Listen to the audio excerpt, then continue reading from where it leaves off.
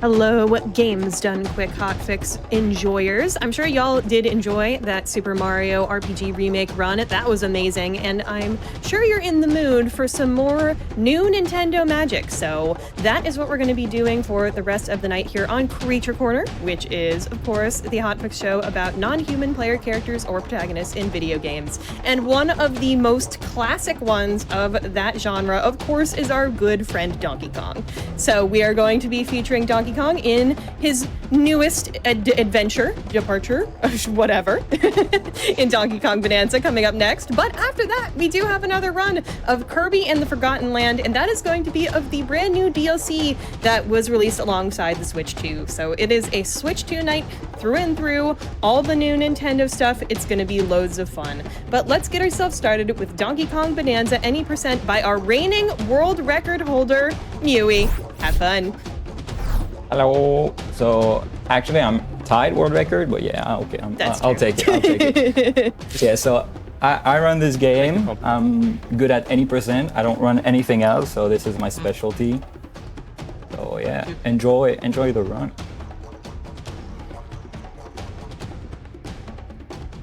So are we introducing Twirly and Wooper? We counted down. Oh. I'm Twirly. I'm Australian. Yeah. I'm Wooper. I also run this game. I usually run 2P with Mewy. He also has world record in that. He forgot to mention. That's about it.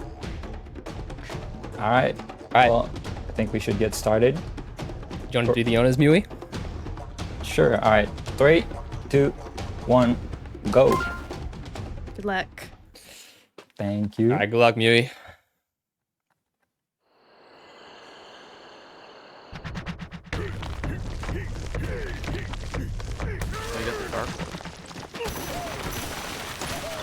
Alright, so first thing you guys are gonna notice about this game is we do not need bananas. In fact, Donkey Kong obviously known to love bananas, but we do not need to get any of them. So every banana you see, we will just be skipping right past because they take time for upgrades that we do not need. Especially because you're doing an ostrich-less route instead of the ostrich full, where you need at least one of the bunches. Yes, that is also correct. There are different routes in this game where some do actually get bananas, but the route that we are seeing right now, Mewy will not be doing because it is faster. Yeah, this is ostrichless. For anybody who's watched a run before, you've probably seen ostrich full, but the meta has evolved. Yeah, so in this game, we haven't quite seen them yet, but there are 5 Bananza power-ups, and there's Kong, there's Ostrich, there's Elephant, there's Snake, and there's Zebra. Snake and Zebra we basically skipped in this game since the beginning, but for a very long time we went out of our way to get Ostrich because despite being a flightless bird, the Ostrich can fly, and that is pretty useful in video games, but over the time, we found that it was actually faster to skip the ostrich, but in doing so, it makes a lot of the tricks a lot harder, but in my personal opinion, a lot cooler as well. Like if you guys have seen the last time Bananza was at the hotfix, the runner was doing some of the ostrich-less stuff, using some of the tech, along with some of the other interesting tech, which is going to be shown later.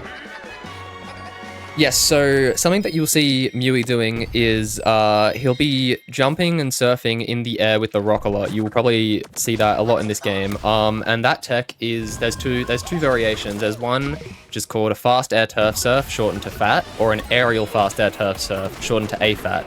That is what he's doing right here to jump up. That's the main movement tech in this game, and a lot of the extensions also come from doing this. But yeah, that is the main movement tech you'll be seeing through this run. It's very good.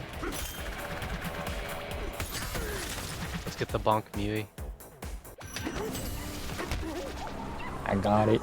Bonking is the fastest way to fall, which is pretty funny. It's actually useful unlike in other games. Yeah, going from Odyssey to this must be. Yeah. how actually I help most people learn how to do the AFAT is if they've ran Odyssey, I use the roll canceling as a variation of it. It's kind of the same timing.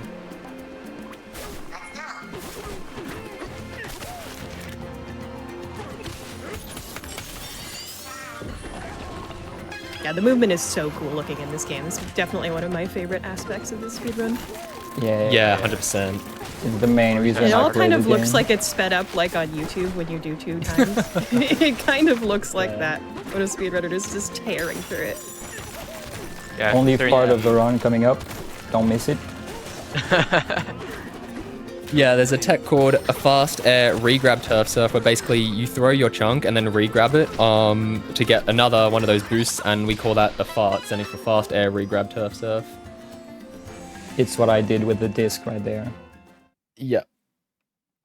But it is probably the most difficult tech in this game. But an interesting thing about that tech is it can be more or less difficult depending on the size of the chunk. So that disc that Mui had makes it the window a lot bigger because it's a bigger chunk. But if you're doing it with a smaller one, the window is quite tighter, which I actually think is a really cool aspect to the movement in this game. Yeah, like if you're able to do a farts with any chunk, it shows that you understand most of DK's moveset, in my opinion. Yeah. Alright, so we're getting the first Bonanza here, which is Kong, and what this big boy does is basically everything DK does, Kong can do better, except for fart. He throws the chunk way too fast for that. But everything else, he breaks walls quicker, and he can pull chunks quicker, and he does more damage. So he's basically a beefed up DK. Oh yeah, it's also really funny that you can just like get him and then skip the tutorial. It took like a couple days to find that out when the speedrun first came. I did not know that. Yeah, it's like a minute time save from just opening the menu. Yeah. Instead of going all the way to the end, sitting there talking to the elder, or however it ends. Well, I wonder don't who that remember. is. I wonder. And I wonder. Alright, so what you'll see Mui doing right now is he's getting some gold. That is because in the next layer coming up, we need to pay a fractone, which is one of those little rock fellas, 2,999 gold to get past. And that is the only like sort of routing in this game. After that, we don't need to get any more gold. And yeah, you basically just book it to the end. Speaking of, I'm so rich right now. What the hell? Yeah, so the gold does actually have some RNG to it, like the amount you get from it, which can kill early game runs and can also make it a lot easier at the start depending on your luck. But apart from that, there's really not that much RNG in this game, which is pretty cool.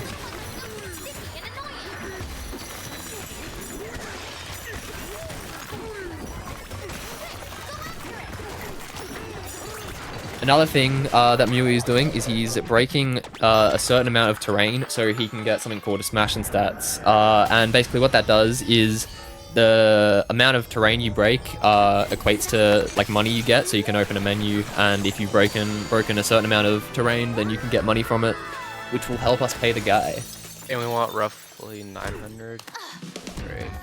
Yes, we want to get roughly 900 smash and stats money. So basically when we're going through this tunnel, we want to make sure that we have about 2,100, which Mui has plenty of. Can I get the bonk? No. Yeah, like, oh my god. Oh. I'm not the bonk today. That is a lot of money. Oh, how? Yeah, I'm rich. That's the GDQ blessing right there. Yeah, I was gonna say. I didn't get that blessing when I did it. I got scammed. I only had. That's a skill issue. Even. I think this is the most I've ever had, to be honest. Yeah, I don't think I've seen that before, honestly. No, that's not the most you've had at Mui. When we were doing 2P, you've had 2,900 almost.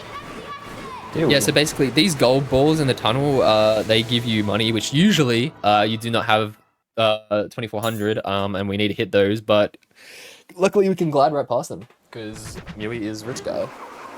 Go for it, Mui. Ah, he missed it. What he was trying to get there was, it's frame perfect, right? Yep. Yeah, it's a frame perfect that saves, like, not much. Like a second. 0.5? Basically cancels the menu.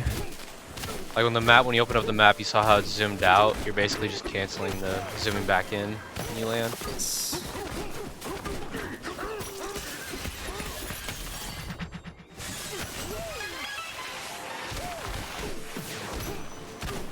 I wish I had that much money when I did runs. It'd be so nice if it was like this every run. I know. Well, let's just find a way to skip this banana. Like. Yeah, so one thing about this is there has been many attempt of skipping this this gold banana thing because you know, routing gold can be annoying and the RNG, but we just haven't been able to find anything. I can't tell you how much people have like looked for something, but it just unfortunately doesn't seem to be viable. Multiple forms on this thing in the server. Yeah.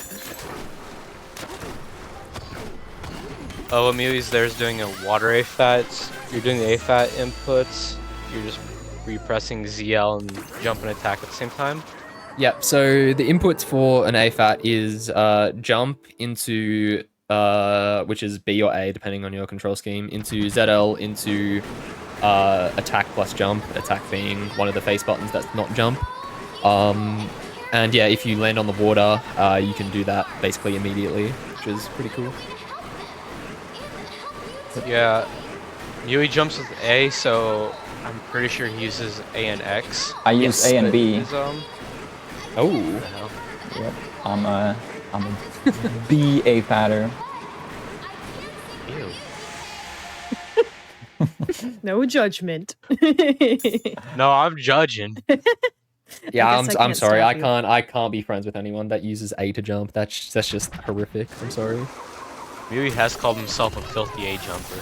That's true. Yep, so after that gold though now there is nothing we have to collect, nothing we have to, you know, there's no like out of the way things that we have to do. We just have to get to the end now. So you'll see coming up, usually when you go through the canyon layer, there's a lot of different routes. In the speedrun early route, we did a jump to the left there, to skip most of it, but we've excuse me, we found this clip that basically saves 4 to 5 seconds. And this is the first clip you'll see of the run. I believe there is about 5. I'm not exactly sure. Hopefully he gets it. I think this should work. This is a cute ankle clip. There we go. Nice. The scary things about these clips is, especially when you're like trying for like world record PB paces, is you basically have to get them. Because if you don't, they are the big time losses. Yeah, they end up losing, like, depending on the clip, it can be anywhere between like 30 seconds to a minute. So very much savable, but yeah, it's a tough time loss. I think there's a clip in one of the later levels that loses over 30, isn't it? The second freezer clip is probably the most jarring. Oh yeah, that one. I forget this is Ostrich List, not Ostrich Full. I was thinking of that one. Ostrich List saves a minute 30, right? If you... Or that's before Junction, right? If you do Ostrich List strats,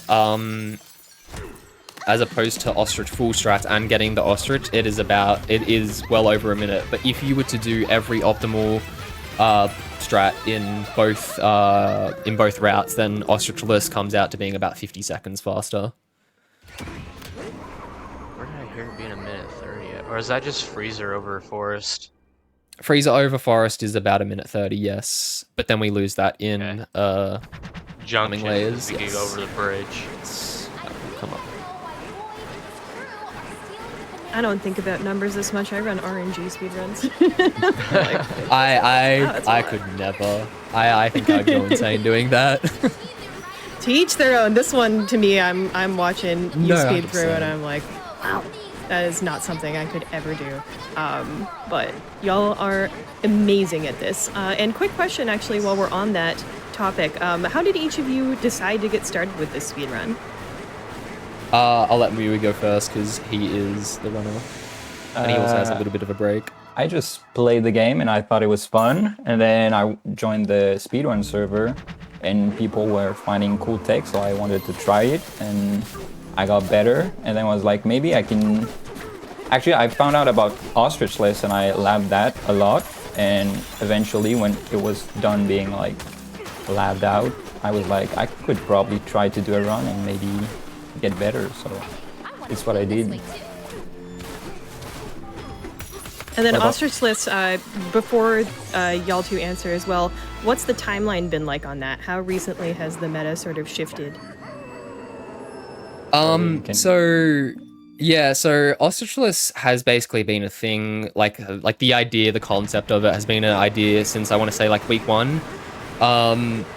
In the first week, we figured out skipping, like Zebra was gone pretty much day 1, then Snake took a little bit to get rid of. It was basically just one trick, but we did that. And then ostrichless, the idea of ostrichless was about a week in. But funnily enough, me and a couple of other people at the very start of the game's lifespan started doing routing for ostrichless just for a fun idea. Like, we had no idea if it would be faster, if it would be possible. Like, back then, a lot of the movement tech wasn't discovered yet, so we were working with limited movements. But yeah, no, we found a lot of stuff. But it was a very, very, very theoretical route. We did find it to be faster, but the tech needed was very unviable. Basically, there was a tech there's a tech in this game called CTJ, standing for Chunk Triple Jump, and is basically a frame-perfect tech that is needed to make ostrichless faster, and it is needed in multiple places. So it was basically just a theory at that point, but I don't know when this was. A couple months later, Mui, the guy on screen right now, very cool, found a tech called Elefats, which is basically getting a second AFAT in the air with using the elephant, which we don't have yet, but you guys will see soon. And it basically made it so CTJs weren't needed, and so ostrichless became like way more of a thing that could happen. And yeah, that just snowballed into finding more and more tech that could make it viable. And I think this game has been out for almost a year now. I think the ostrichless route has been like the world record has been ostrichless, I want to say, for almost half of the game's lifespan now, at the very least. But yeah, no, it's cool. Sorry, I yap so much. If anyone wants to add anything to that I've missed. I've been locked in on my freezer. Yeah. Originally, I started running ostrich full because an easier route. It's just easier than ostrichless, flat out. And then I wanted to start doing the harder part of the game because it just seems more fun, more interesting. So yeah, Ruth, how did you get your start in speedrunning? Speedrunning this game or speedrunning in general? Oh, just in general, because that was the question. Wasn't it for this? I got into... Yeah, I was wondering for this game, but hey, I'm sorry. Backstories are good. My mistake. No, you're good. Speedrunning. I'll answer for this game, and then later on I'll bring up a backstory. For this game, I got it casually. It took me forever to beat K-Rule, but I came from speedrunning Odyssey before that. And since they were really similar, I wanted to speedrun Bonanza more, because at the time, I was not having a good time with Odyssey. It was not very fun. Yeah, but yeah, I came from just... Oh, and sorry, one thing I'll just mention is this entire layer that Mui has just done, this is basically the ostrichless route. There was a layer before which had two options of to go left or right, right being the forest layer, left being the freezer layer, which Mui just did. And that ends up being about 1.5 minutes faster than going to forest and getting the ostrich. And basically the rest of the game is just managing keeping ahead, which we end up losing about, I want to say, I think it's like 25 seconds in this next layer. And apart from that, it's pretty much, you know, if you're playing optimally, you should be matching both routes. Yeah, freezer layer has 2 clips, so I was kind of worried because you can miss those and lose a lot of time. But it went fine. I did it. Yeah. No, yeah, you killed those. They looked great. Are there categories where you don't have to do the clips? Category extension, there is one. There definitely would be, but you're asking the any percent viewers. We don't really know. Yeah, very fair. I'll hail the clips. Let's see. I guess no. All bosses, all Bonanzas do a clip. So let's see. True Ending does the clips, I believe, off the top of my head. Same with 100%. Yeah. 80%'s the one that uses the most amount of clips, obviously, because you're just trying to get to the end. But let's see what else. There is a category extension, but that's because it was supposed to be glitchless, but it got called bug limit. So I'm just gonna. Whoa. Oh my god. Interesting. Oh. That's interesting. What I'll just mention real quick. So this is the junction layer. This is what I was saying. The main time loss between ostrich less and ostrich full is this big gap. Ostrich can just fly over, but Mewy had to go to each end to raise this bridge, which is what he just accidentally fell off. Which is quite unfortunate, but it's chill. Yeah, sometimes you back there. when you're surfing, you try to jump and it just doesn't jump, which is what happened there. Yeah, this one of the reasons why FAT and AFAT tech is so good is this game is infamous for eating your inputs whilst being in a surf on the ground, because like one bump up and you press the jump button and you're technically in the air, so it just doesn't hit. So that's why being grounded and then doing a surf in the air like a FAT or an AFAT is just so broken. Yeah. I hate those drop inputs. There's an area in this game where you just drop nothing but inputs for a whole like minute, it feels like. Yeah, this game has some very laggy sections, especially during boss fights. One's coming up actually, a semi-decent laggy one. Yeah, so upcoming is Void. Not the runner Void, but the boss Void. This guy is infamous for being like his best attack being lag, basically. Yeah. That's how you die to him half the time, is you just get lag. Yes. But then, I don't know who came up with the strat, I'm gonna assume it's Squirrely. This one or next layer? This one. Not me. Both. Not me. Oh. I just learned something new. Alright, you got fast strat. That is W.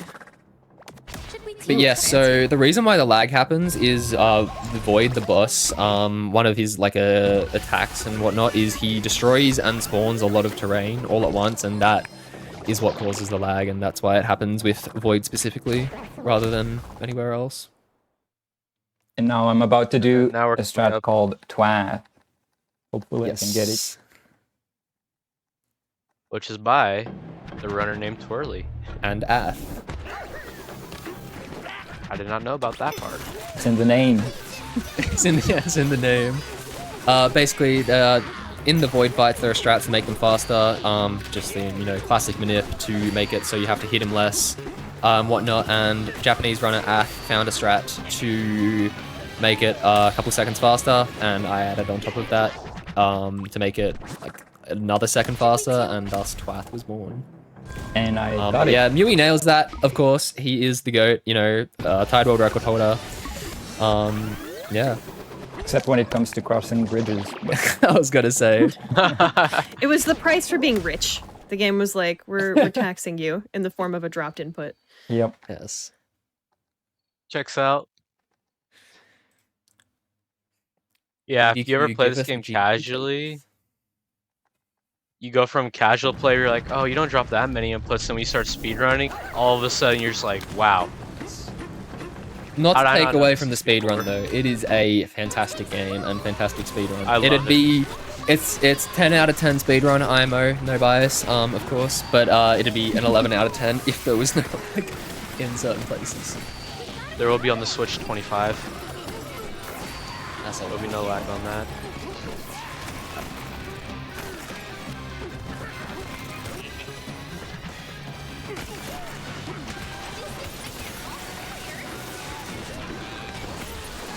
Yeah, I guess that leads me to a good question. If folks did want to speedrun this game, what's the best way to get started? And would y'all say that it's somewhat beginner-friendly, or that there are beginner-friendly ways to get into it? So the best way to start speedrunning this game, in my opinion, is join the Discord and just ask questions. There's so much resources in the Discord, but it's just scattered everywhere. Unfortunately, there's not many actual full-on video tutorials, but yeah, no, there's so much information on the Discord and just asking questions. There is like people will answer, and there is like plenty of stuff in the Discord, even though it is a bit scattered. That is one thing that we're trying to work on, is getting more tutorials out there for this game. And in terms of being beginner or friendly or whatnot, I would say so. There's if you're going to be running the easier routes, like Ostrich Full, for the most part, it is pretty easy to get into. There are maybe a couple like tricks here and there that will cause a lot of time loss that you need to practice for individually, a lot of for a decent amount of time. But yeah, no, very much so. I think this is a game that people should get into. Yeah, it's just fun to move around. So even if you're not getting the best time, it's fun to run. But yeah, I'd say it's pretty beginner friendly. As Twirly was saying, we don't have many beginner guides. The only one that is available is pretty outdated. Which is why I took liberty to work on a new one. In 2029. Yeah. But yeah, so if you're watching this stream and you're super impressed by all the moves Mui is doing, make sure to join the Discord if you want to get started on this game. It is a hidden gem, honestly. I wish this game was more popular. The other thing I will add on is everyone that's like in the community will help you regardless of their time, because the majority of the people do know the info that's needed to help you out. Mui's the one that's usually helping out people the most lately. Writing essays. Yes, Mui is great. That's awesome. Learn from the best. 100%. Him and Twirly are actually the ones that got me back into speedrunning the game after I quit for a bit. Alright, so coming up, this next layer, this is where it gets, as I like to call, swag money. This is where we get the Elephant Bonanza, and it makes, like, if you've been impressed with some of the movement being going on so far, your mind is about to be blown. The elephant is just, like, the absolute goat, despite being an elephant of this game. Yep, this is where the movement gets crazy. Yes, indeed. Crazy's an understatement, but alright. Yeah. Oh, I don't have gold. Uh-oh. Well, you're gonna get lucky. I also missed that. Hey, only your ends should be. Easy, man. That hit.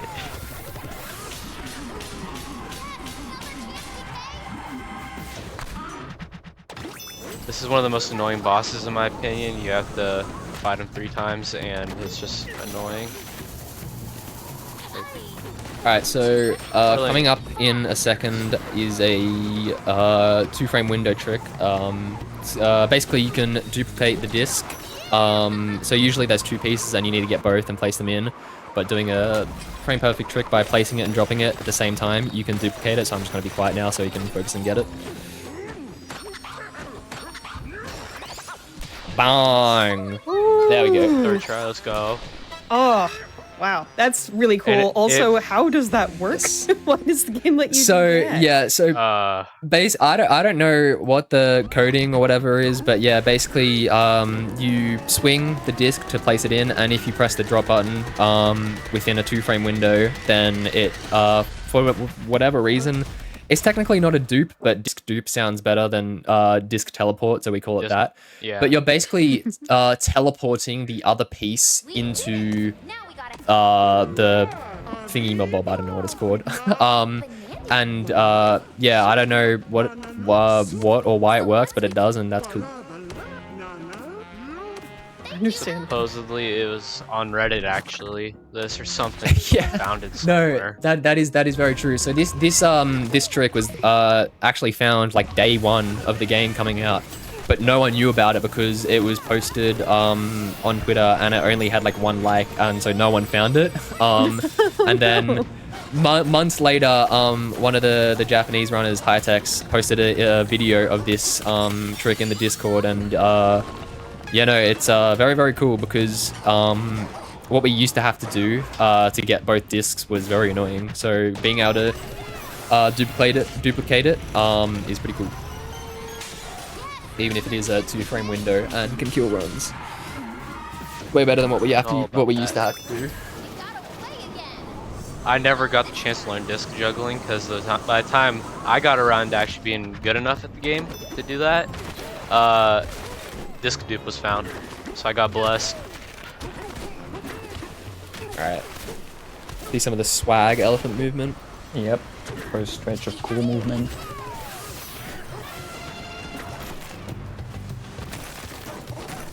Yeah, what you're seeing right now is the Elephants and Elepharts, where he's basically flying through the air as an elephant. It is very, very cool. And what the Elephart is used for is to replace basically what the ostrich would be used to glide, if I remember right. Yeah, no, funnily enough, with the right tech usage and whatnot, there is a couple of other things you have to do, but the elephant can actually end up going further than the ostrich in some situations. Yeah, no, the elephant, as I said, it's the goat.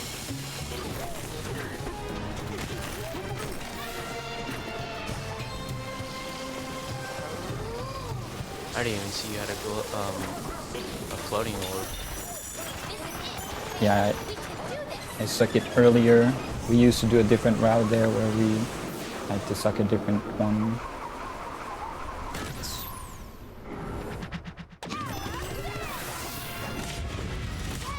Yo, I got Easy the money. fast Nice. strat. Ooh, Actually free for Got world record both. holder. that was very clean. I was gonna make like a joke about, yeah, no, it is getting old to see this thing. Get it off the screen quick, and well, I didn't have the time. Yep. Yeah. Bro, so fast, didn't even have a chance to say that. Most people's splits are the bird I hate. That bird that I hate. That one yes. bird I hate. Yeah. I Yeah. can't say the other words because, but, yeah. Yeah, That used no. to be mine. Yeah, shoutouts to Deltarune. We had that on last show, actually.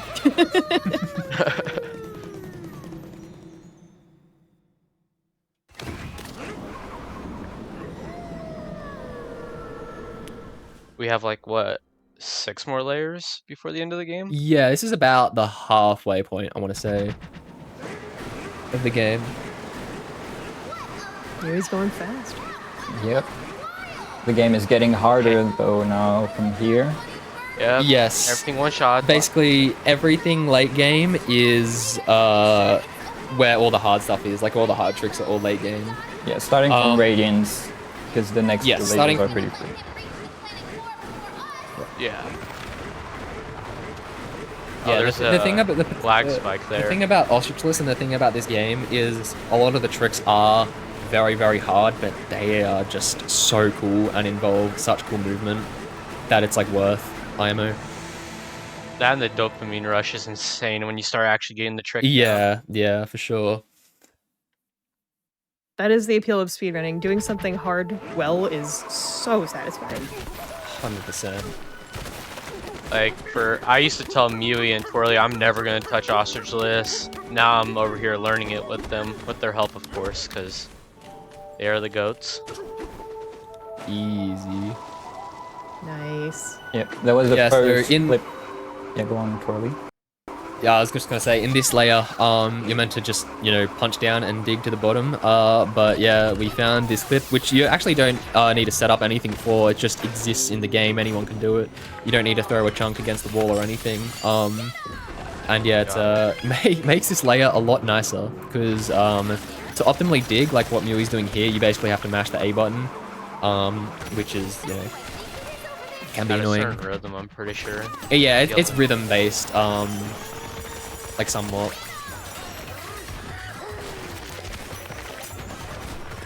Go, Mewy, go. Nice. And then, so if folks haven't played this game, where are we about in the lore? What are we doing right now in the story? Oh boy. Good question. That's a Big good question, question. I know. I think we're diving I down. think we're just going Yep. down. Yeah, we're going down. That's for sure. Yes. We're defeating the That's the guys. whole lore. Anyone that gets in our way, we're getting them out of our way so we can go further down. We roll on top of them and then we spam our punch button down. It's a good plot, you know what? I can't complain. You're asking I'd play speedrunners that what's the game. plot of this game. I think I think the my first playthrough I skipped cutscenes. Yeah, one thing that is very unique about this game is the traversal in between layers and levels. Like in Odyssey, you know, once you've completed a kingdom, you just, you know, fly the Odyssey to the other one, you know, not much about it. But in this game, it does it by tunnels, which you actively have to focus on, because what Mewy's doing here is he's tapping the A button in a rhythm, or B button for him, sorry, because he's an A jumper. But yeah, what would have been some nice downtime to, you know, just, you know, hold down and, you know, go through the tunnel easily. No, we had to find out that it is faster to rhythmically tap the A button for about, I want to say, almost 10 minutes of the entire game. It's 7 minutes toward 7 minutes? I see. I remember. I think I just hate it that much that Are I you- made it worse than it is. It feels like 10 minutes, don't get me wrong. So are the people And then, who like, are like you're- really good at that strategy, how much time would that like optimally save throughout the run? In the dive punching the tunnels? Yeah, exactly. Yeah, so that strat is like super easy. It's more so that it's it'd be nice to have some downtime because there is very To little not of it do in this it, yeah. game. But I don't know the exact amount of time it saves, but I remember one person time like a singular tunnel and it ended up saving like I want to say like 7 seconds at least. So it's Oh, definitely okay, it so it's definitely pretty adds up significant. over. Yeah. Yeah, I think I remember someone saying, which could be completely false. I think I remember someone saying like each missed down punch. So you'll see there's red that comes out when he's doing it. If he misses one of the red things, that means he missed the down punch. I think each one of those loses about 0.1. I think someone said. But I think I've seen that, yeah. yeah. So not doing it at all, or just continuously holding down punch, obviously. But it is really easy to do. You just have to press B. Even if you do it like not as good as I do it, you're still gonna save time. Yeah, for sure. I've golded just off of doing it properly before. Alright, so now coming up to the hard section of this game. This layer probably has the most inconsistent trick of the run. So you've seen Mewy, he's been clipping out of bounds with chunks, you know, throwing them against the wall. It's called an acute angle clip, and it basically, you know, like a lot of clips in video games, you squeeze between something, it pushes you through a wall. No biggie. But in this layer, coming up, we have a clip, but the wall doesn't extend high up, so we can't stick a chunk to it or whatnot.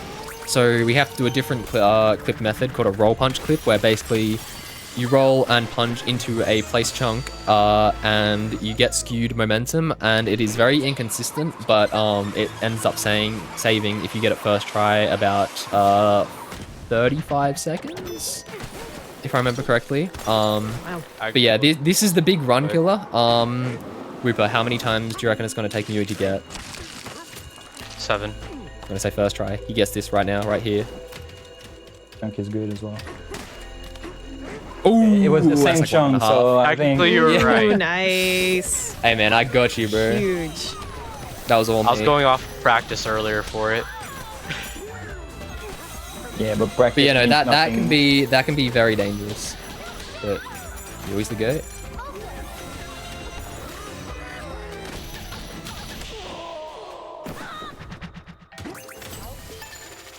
Oh, Citrus saw how to pronounce your name. That's funny. I think Poppy is like You said 35, right? I think it's about 35 seconds doing that clip as opposed to doing it the intended way. Yeah, which is also really cool. The intended way is way cooler than Poppy Clip in my opinion. But... And in my opinion, that's a lie.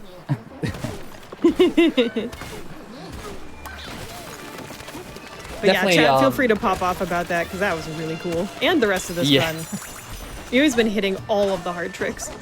There it is. Yeah, I mean that's the thing about Ostrichless is a lot of it is just hard trick after hard trick. Like a lot of at least in my knowledge, like a lot of runs like gradually just are more difficult for movement reasons or whatnot. But you know, like Ostrichless specifically just has like a lot of like like specific tricks that end up being harder than Ostrich Pool.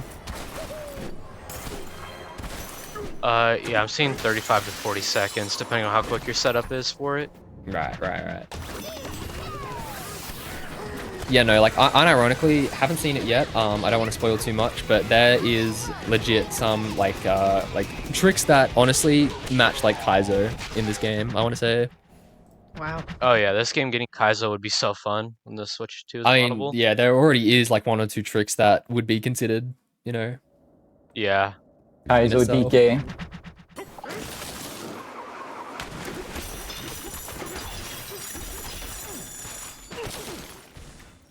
Even more clips. Time for jailbreak. Yep. Easy. That is one of the easiest one. Alright, this next clip coming up is it's a clip with a name. Run killer. It hasn't yet. Unfortunately.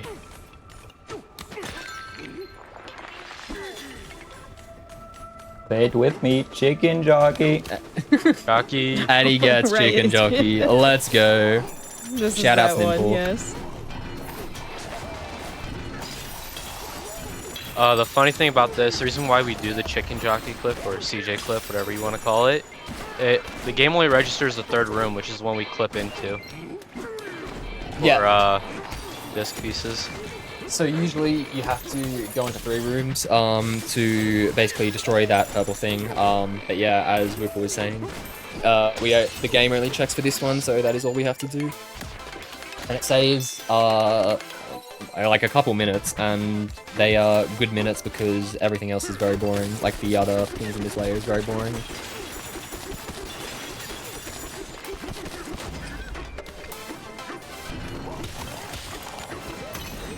Yeah, it's why this is the most hated section. People call it snooze fest if you don't do that clip. Because it's just the same thing. You're just doing what Mewie's doing right now, basically 3 different times. Yeah. It's very funny when runners are like, this section is boring, and then there's a triangle that's shooting lasers at you in the background. Oh yeah. Now, casually, that was a really cool layer. It looks you really go for cool. 4 insta breaks. I'll try.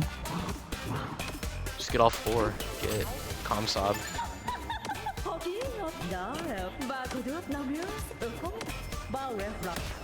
So coming up after this layer, I would talk about it in the actual layer, but I want Mui to be able to concentrate, is the first of what I call the big 3, and that is 3 tricks in this game that basically can't be done by just like some of the movement tech like LFATs and AFATs, and they are like not Ostrichless exclusive, but it's made a lot harder in Ostrichless. And yeah, basically you need to be doing these 3 tricks to save time.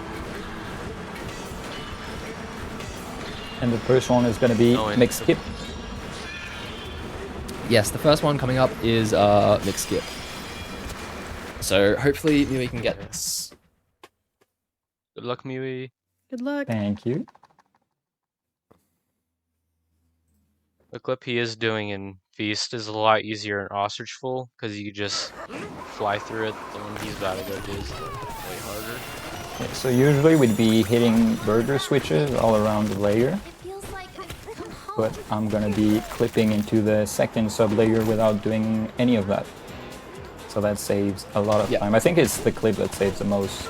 out of any. Yeah, single clip. it would be.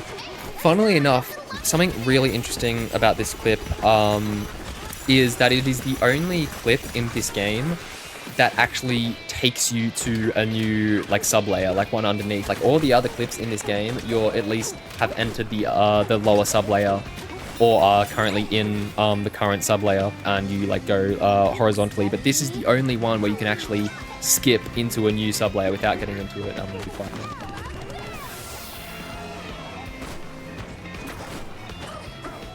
And it's just that easy. It's just that easy. You might have seen people do that with the ostrich, but it is a lot harder to do without the ostrich. I'm glad I got it. Can't confirm. This is what I'm currently learning actually at the moment, is what Mui just did. The run. That was very clean. Very cool. Yeah. Yeah. Alright, coming up now, I'll just let him do it first, honestly. It's gonna be done in like 2 seconds.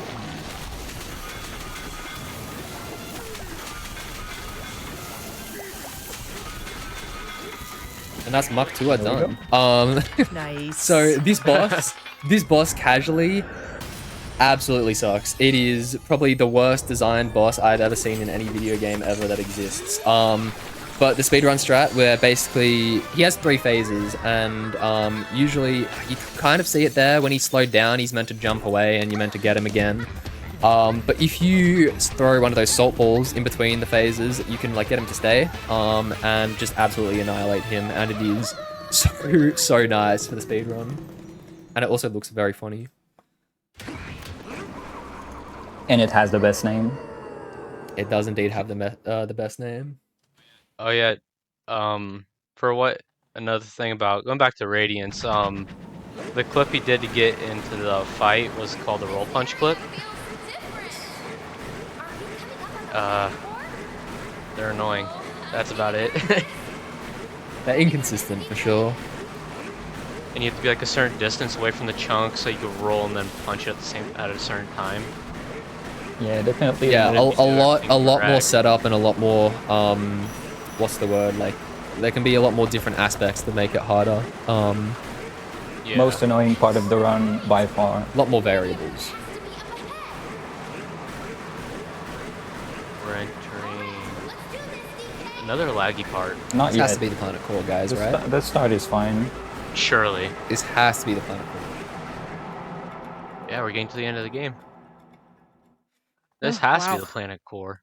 It has to. Also, one thing that I forgot to mention is one of the clips that Mui did back in Groove Layer, which had all the triangles chasing him. One of the clips he did, I don't know why it does it, but it like triggers something in the game, and it makes it so that the next layers you enter, the starting like welcome to this layer doesn't actually appear, so it actually saves time doing that jailbreak clip in each layer because it saves like a cutscene, which I don't know why it does it, but I mean we'll take it. It's not jailbreak, it's the third one. No, it is jailbreak. Really? Yeah. Because I've tested it and I've gone it without, or I didn't get it when I did the jailbreak clip. And just like look at that movement, man. Look at that movement. It's so nice. Zoom, zoom, zoom. Elephant go by. Oh, that didn't break this one. Break.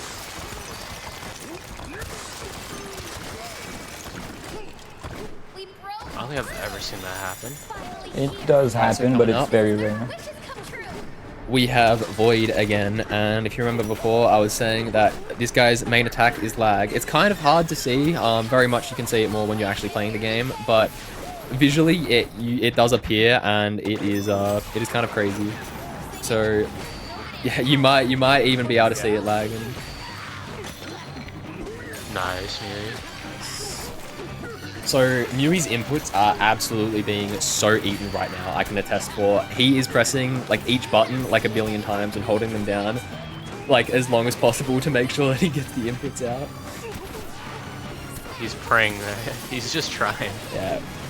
This part, you kind of see, like you can see it down. Yeah.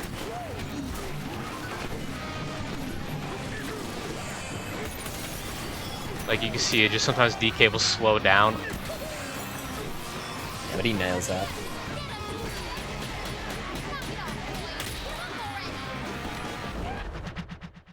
Nice, Mew. Nice. Yeah, the input drops there can really mess you up.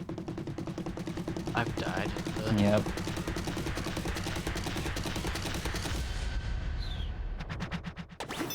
That's the only thing I will say it's not too beginner friendly. It's just doing all the fast strats when it lags like that. There is a part of Yeah, skill no. because you can learn to like avoid the lag or prevent the mistakes from dying. Yeah. Yeah, just honestly just practice for the lag, like having the knowledge of like what lags where, because the lag is pretty consistent for the most part. So just with time, you know, learning where it happens, how to avoid it and whatnot. Coming up a bit later in the run, there's actually a part where if you're too slow, it starts to lag a lot and makes it very annoying. But if you can actually beat the lag, which I think is really, really funny.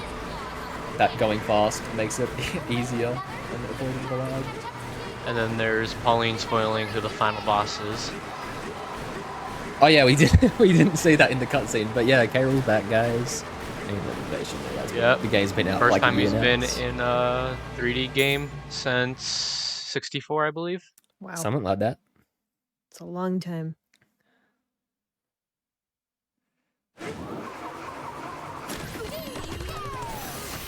Yeah, I mean, this is Donkey Kong's first 3D game in a really long time, too.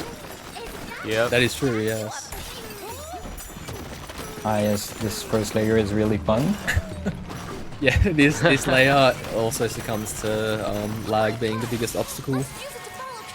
Also, just a lot of little pebbles on the floor sending you to Timbuktu. Yeah, you'll see it a lot in the the next part of the layer. Alright, so coming up next is the second of the big three, Neki Skyway. Basically, there's a bridge that you can take. It takes a while. It's kind of like an auto-scroller bridge. As the ostrich, you can just fly over the entire thing, but as elephant, you know, we can't do that. This is the coolest trick in the run, IMO. So I'll let Mewy do his thing. There are multiple different ways to do it. Yes, it is very interesting because there are a lot of different ways to do this. Most of the tech actually for like ostrich lists, there's so many different ways to do it for everybody.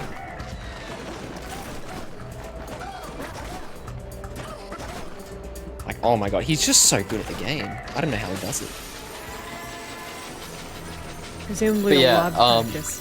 Yeah, Yes. a lot of practice. Oh yeah. That I can't even put into words how much time we put into this individual trick. It is but honestly, it's fun. It is a very addicting trick to just do over and over again and master. Looks very, very cool. Really has a way that saves 0.1 on the way that Mewy did, which we call Becky. Yes, there's a lot of different ways to do that. But yeah, the way Mewy did it was one of the fastest ways. Very, very cool. And in my opinion, one of the easiest. Honestly, probably the hardest trick in the game, not including the inconsistent trick that we were talking about before.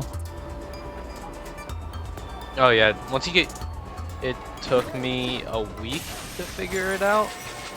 Most of the time it's just you're overshooting because you have to do like it's a little timing based, it feels like.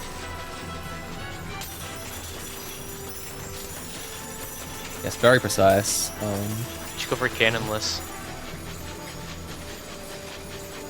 At least now that that trick is done, the rest of core is pretty relaxed, apart from maybe Coliseum, but You can always just do cannonless. Add a little bit of... no, I'm not doing that. I haven't practiced it. Yeah, basically you That's can very skip this. You can skip this barrel, and it saves about a second. It's similar to that Neki thing that he skipped, except yeah, you save like 1 second as opposed to like 20. Yeah. It is a little bit easier, but yeah, the risk reward is definitely not in your favor. Nice, Mewy. High techs. Kong Bananza skill. Oh. Ooh, Interesting.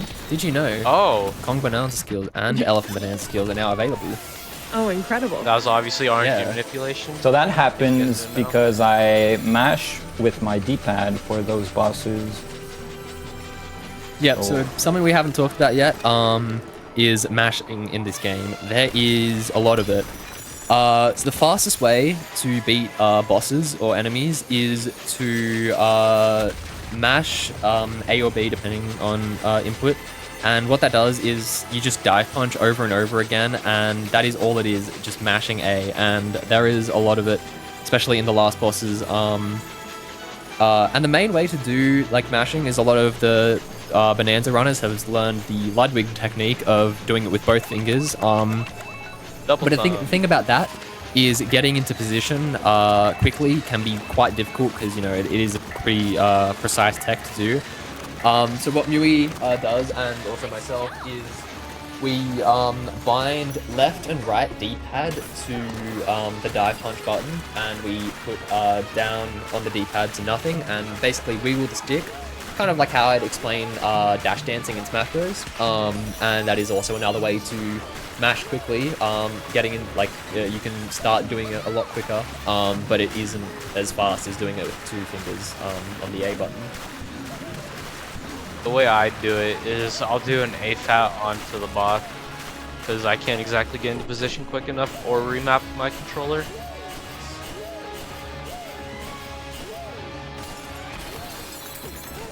Also, that strat where I look up in the minecart to avoid the bird is called Yum. Shout outs to Kakaneri, the other world record holder. He made us all learn that word. We did milliseconds. Yeah. I was gonna say it, but you were in the middle of talking too early, so we couldn't say it.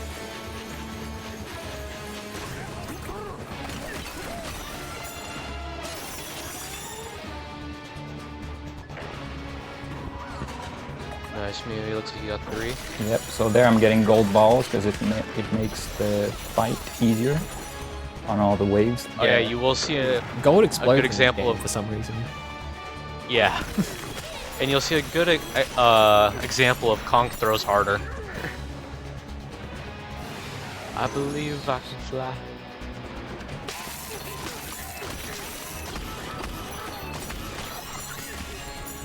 That was a beautiful. It's very clean. Nice.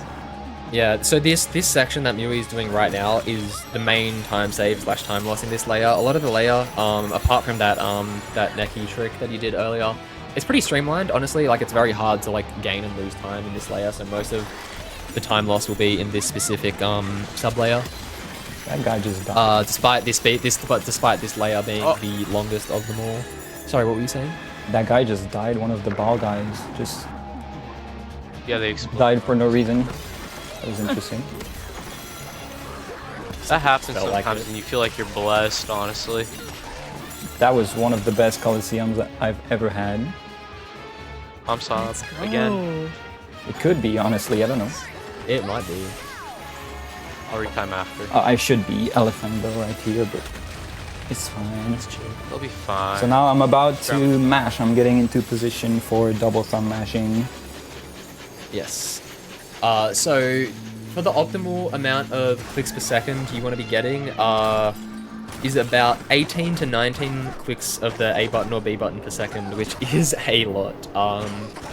But yeah, no, you can still save time with less clicks per second, but yeah, if you want to be optimal, getting into that range is necessary. Yeah, if you just want to be able to do it, I think it's 16 if I remember right. You can start saving time with it at about 14 to 15, 16.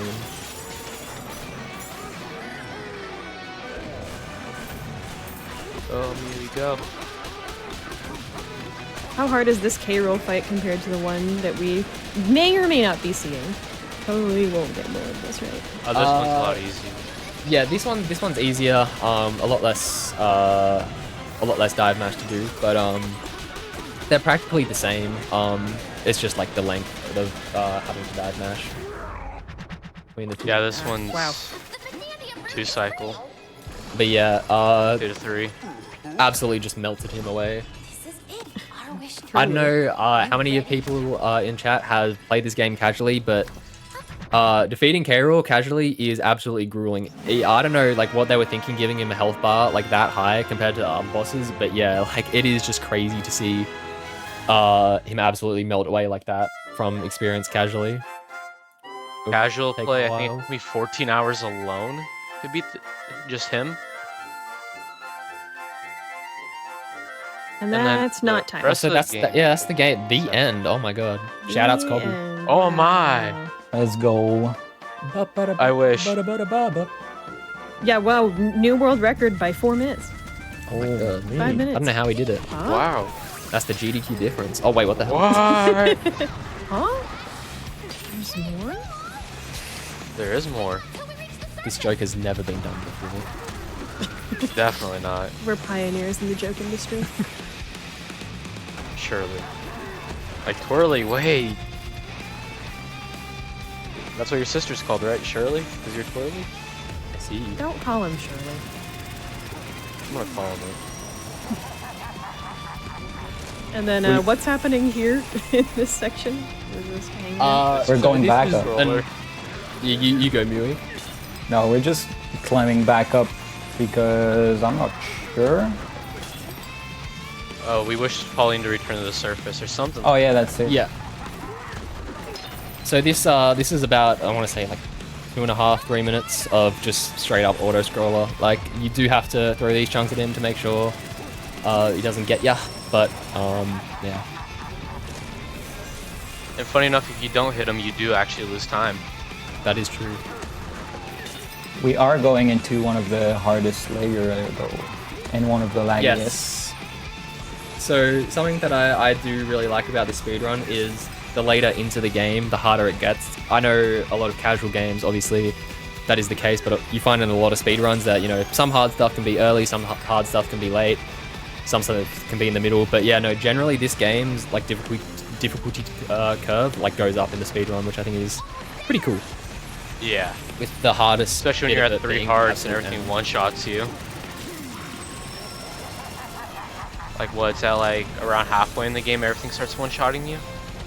Yeah, but that's not the main difficulty of it. It's mainly the Yeah. tricks and whatnot. Yeah, But I was it's just talking fun. as like a new player and speedrunning for it. True. Alright, let's see if I can do this. It'd be too easy for you, maybe. It's okay. Yes. Oh my god, this place looks kind of familiar. I wonder where. I do love this area. It's always stood out to me so much in terms of the game design. Even Yeah, if it for is sure. kind of an homage. But yeah, No, it is- I will it is say very with cool. the ostrich makes this section so much easier than what Miui's gonna have to do.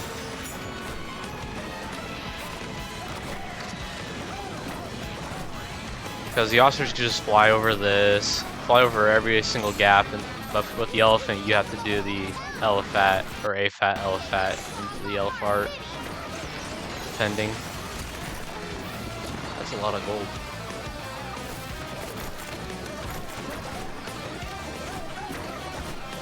Yeah, so you can see a lot of the route looks absolutely just bonkers compared to what looks like you need to be doing. Yeah. Like I've not like stepped back and looked at like what the route actually looks like watching someone else do it. But yeah, no, that's some crazy stuff. Yeah. All right, this is Even the weird, last you have of the to big three. explain it. Bridge. Yep.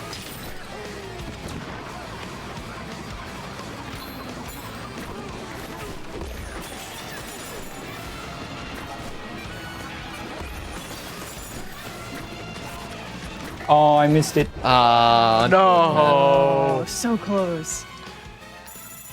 That is such a tough trick. Even I It know is. that. Yeah, so it is definitely comparable with the Neki Skyway trick as being the hardest trick in the game. I probably think this is honestly harder than Neki Skyway personally. It definitely is. But yeah, there's absolutely no shame in missing that. It is so difficult. But yeah, usually you need the zebra to go across this bridge, but you know, with all the movement tech we're doing here, it is possible to do it without any of them. But yeah, it makes it very hard. like I was saying earlier, this part of the game is so much easier with the bird because you could just obviously just fly to the next snake, not have to worry about it. Alright, easy. Nice. Easy. GG. Oh. Now here it comes. You're doing no damage. The goal here Mario is buddy to mini 5 game cycle. time. Yep.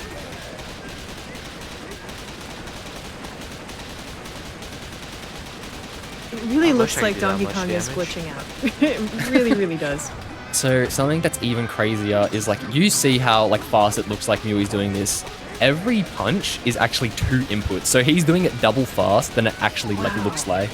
Yeah, it's pretty crazy. Oh, that is amazing. Yeah. So all the Bonanza, like all the top runners in Bonanza have like had to learn like double finger mashing techniques, and it's been interesting to say the least. Interesting is an understatement.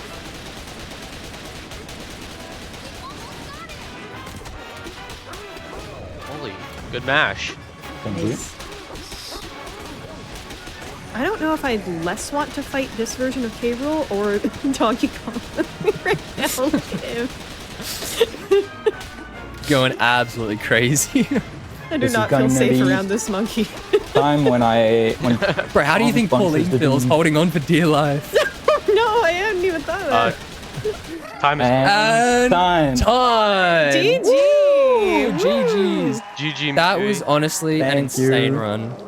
That was That was- amazing. That Was that amazing. PB pace if I hadn't messed up bridge? What's Final time it'll is... be... Yeah, 104.25 is the I final don't think time. it was quite PB Okay. pace, but it was definitely Ah. low 103 range. Right, because Well, I the missed death was that a bridge thing, yeah. in Junction. Yeah. But otherwise, true. that was so clean. Amazing, That was a very amazing insane run. A Thank you. 104 right here live is super impressive. You know, absolutely GG's Mui. Thank you. DK, I'll retime the stuff later to tell you if you got any golds. make my greatest dream come We will be true. eagerly awaiting. And before we get to shoutouts, first of all, I wanted to ask Mui, we know you're the tied record holder. Are you looking at getting the world record just definitively at any point? Or- Definitely.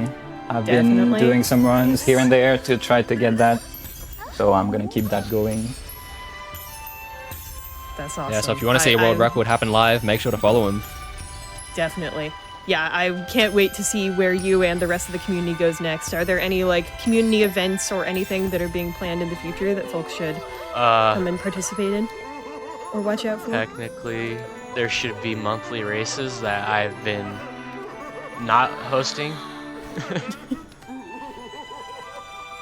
Yeah, the game could be a lot more popular than it is. So if you want to try it out, definitely give it a shot and join the Discord and we'll help you. And I want this game to be popular again. It's such a fun game. It's Sorry, forget what I said before. Yeah, I mean, it really This game feels brought like back it's my reached passion. a new peak with Ostrichliss, and I feel like it could be really cool to see a new influx of runners. So definitely, if you're watching this and you're like, I want to move around in the world like that, go hang out with these folks. They're amazing. And lastly, real quick before shoutouts, we didn't get to talk about creatures very much. We were just yapping about cool tech. Who's y'all's favorite creature from this game? Because there's a lot. This game is very creatureful. That's a hard one. I mean, That I'm is a pretty hard one. personally a big Funky Kong guy myself. He's not in this game, so I can't say him. Good shout out. Yeah. I'm gonna say I gotta go with my boy DK, bro. He's a classic, but like he's the goat, man. I'm gonna say Elephant Bonanza because he is so cool. Such a cool guy. That's true. That's true. Let's see, my favorite.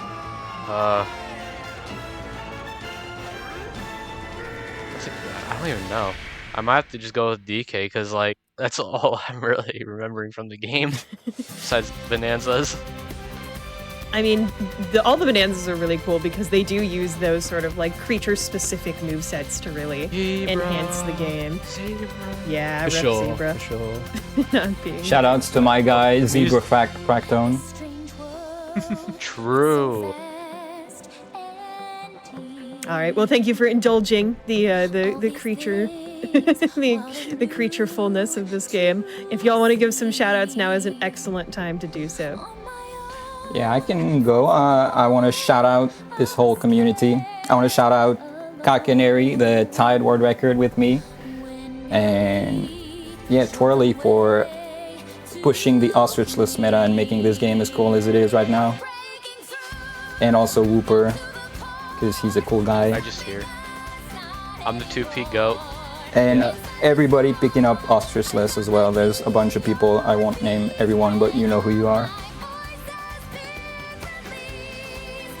Hell yeah. No, I want to just shout out Mui for absolutely being the GOAT at this game and being an amazing friend. I've met so many friends through this game alone, Mui being one of them, Rupert being another. But yeah, no, shout outs Donkey Kong, shout out speedrunning. Yeah, no, I love this community. Keep doing what you're doing, and yeah.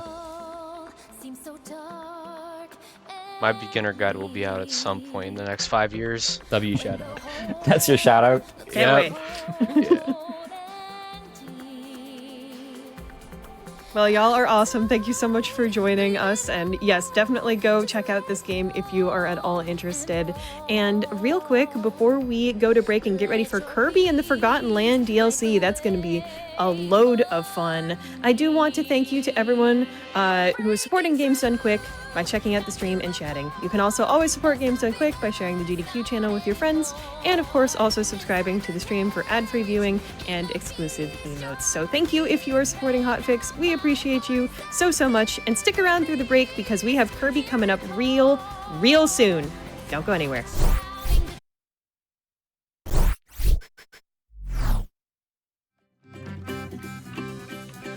Hello, and welcome back to GDQ Hotfix. All of you creature enjoyers are in for a treat with this next one, and you definitely had a treat with the last one because DKB has some amazing creatures. We saw the Elephant Bonanza just tear through that game. That was incredibly enjoyable. A run that maybe would have even world recorded without some dropped inputs. I'm staring at you, game. But that was really cool. We're gonna move on to something even more cool, maybe? We're gonna get to see more of this game anyway, because Shasta's gonna give us almost basically the Do All the Things treatment. Shasta, by the way, if you don't know, is our host of Do All the Things, which is another lovely Hotfix show. He's been doing this quite a bit longer than I have, and he also runs some really cool games like Kirby and the Forgotten Land. So I wanted to give him some time to show off his stuff and to show y'all everything that's really cool about the DLC for this game that came out around the time that the Switch 2 released. So, if y'all are ready, let's go ahead and hang out with, by the way, happy Pride Month, a really fun non-binary icon in Kirby, I think, anyway. We'll yap about that. And Mr. Shasta, who's going to be running Kirby and the Forgotten Land Star-Crossed World DLC, any % restricted, Halaroom. A lot of words. Have fun. Words, yeah. Very long tag right him. Yeah, hello everybody. I'm Shasta. I've run Kirby for many years. I've run this game since it came out. It's my favorite Kirby game. It overthrew every other Kirby game I played, which is like most of the series when it came out, because it's just that good, quite frankly. And the DLC that came out on Switch 2 means there's just more of it. They've been more of the best Kirby game. Love that. Hell yeah. Great. Fantastic. But yeah, we're going through all the DLC levels here. This category is a little interesting because there's no way to just go through every DLC level from a new game file. You have to kind of do it from like a new game plus sort of thing and lock it one by one. So we're doing that throughout the entire game. Because of that, I'm actually running from a cloud save that beats the game after an 8% speedrun of the game. So therefore I have Volcano Fire, which normally you don't have. Normally I have regular fire to start, of course. So therefore I got this going on here. Sorry, Elflin. But yeah. And actually is very relevant, especially the first level. But yeah. Time's gonna start as soon as we press A on the meteor up here. And then we'll get into it. Oh, can't wait for Kirby. This game's so good as a speedrun. Oh, it's so good. It's a hard run too. That's the other thing, but it's all good. But here we go. Let's do it. 3, 2, 1, bam. Woo! Good luck. Thank you. Yeah, this is Star-Crossed World. Essentially, a mysterious meteor falls into into the Forgotten Land here, and we're just kind of investigating what's up with that. Why is that here? What we gotta do? And a bunch of stuff flies out from it called starries. And we have to go collect all the starries in order to, or at least 80 of them out of the 150 there are normally, or 120 there are actually. That's what we're doing here. That's the goal of the run. We get 80 out of the 120 starries and beat the level, beat the whole DLC. Oops. It's fine. But yeah, we have Volcano Fire to start, and it's very good, especially because there's one technique with Volcano Fire that was not really utilized in the main game speedrun, which you see right here. It's called Volcano Fire, however. I tilt slightly up on the control stick. I was going to do all the way up right here, and that allows me to just kind of hover Volcano Fire bits, and that skips a little bit of a starry section. That's what that does. Nice. And now we have our first mouth mode that's new to the DLC. It's Spring Mouth. As you can see here, we jump high with it. We also slam on the ground with it. It's super good. Now we get rid of it because it's slow to move around with. not for too long though. You can be Spring Mouth. Spring Mouth is just a thing that they can do, and you're like, yeah, that makes sense. You can be stairs in this game. It's great. In a refrigerator, in a vending machine. I got that cycle. It's really tight. Let's go. Woo! Heck yeah. Saves a couple seconds right there. Gonna do bam bam. Nice. Alright, so we're about to get our first starry here in a second. Starry is the replacement for the Wall Ds, which are normally the collectible in the main story of the game. But they work kind of the same way. We're just gonna get them like we do normally. It's either a hidden objective in a level, like going behind the high-rise sign there on the rooftop. It gives us a free starry there. Or there's ones inside the crystals up here that we get. The ones inside the crystals lose a little time to get compared to the starry ones. So a lot of time when we're routing this game, we try to not get that. But if they're just there, we're just gonna get them anyways. But the animation to get for them is like about 5 seconds long. So ideally we get the hidden ones usually, but it's not always how it goes. That's the idea.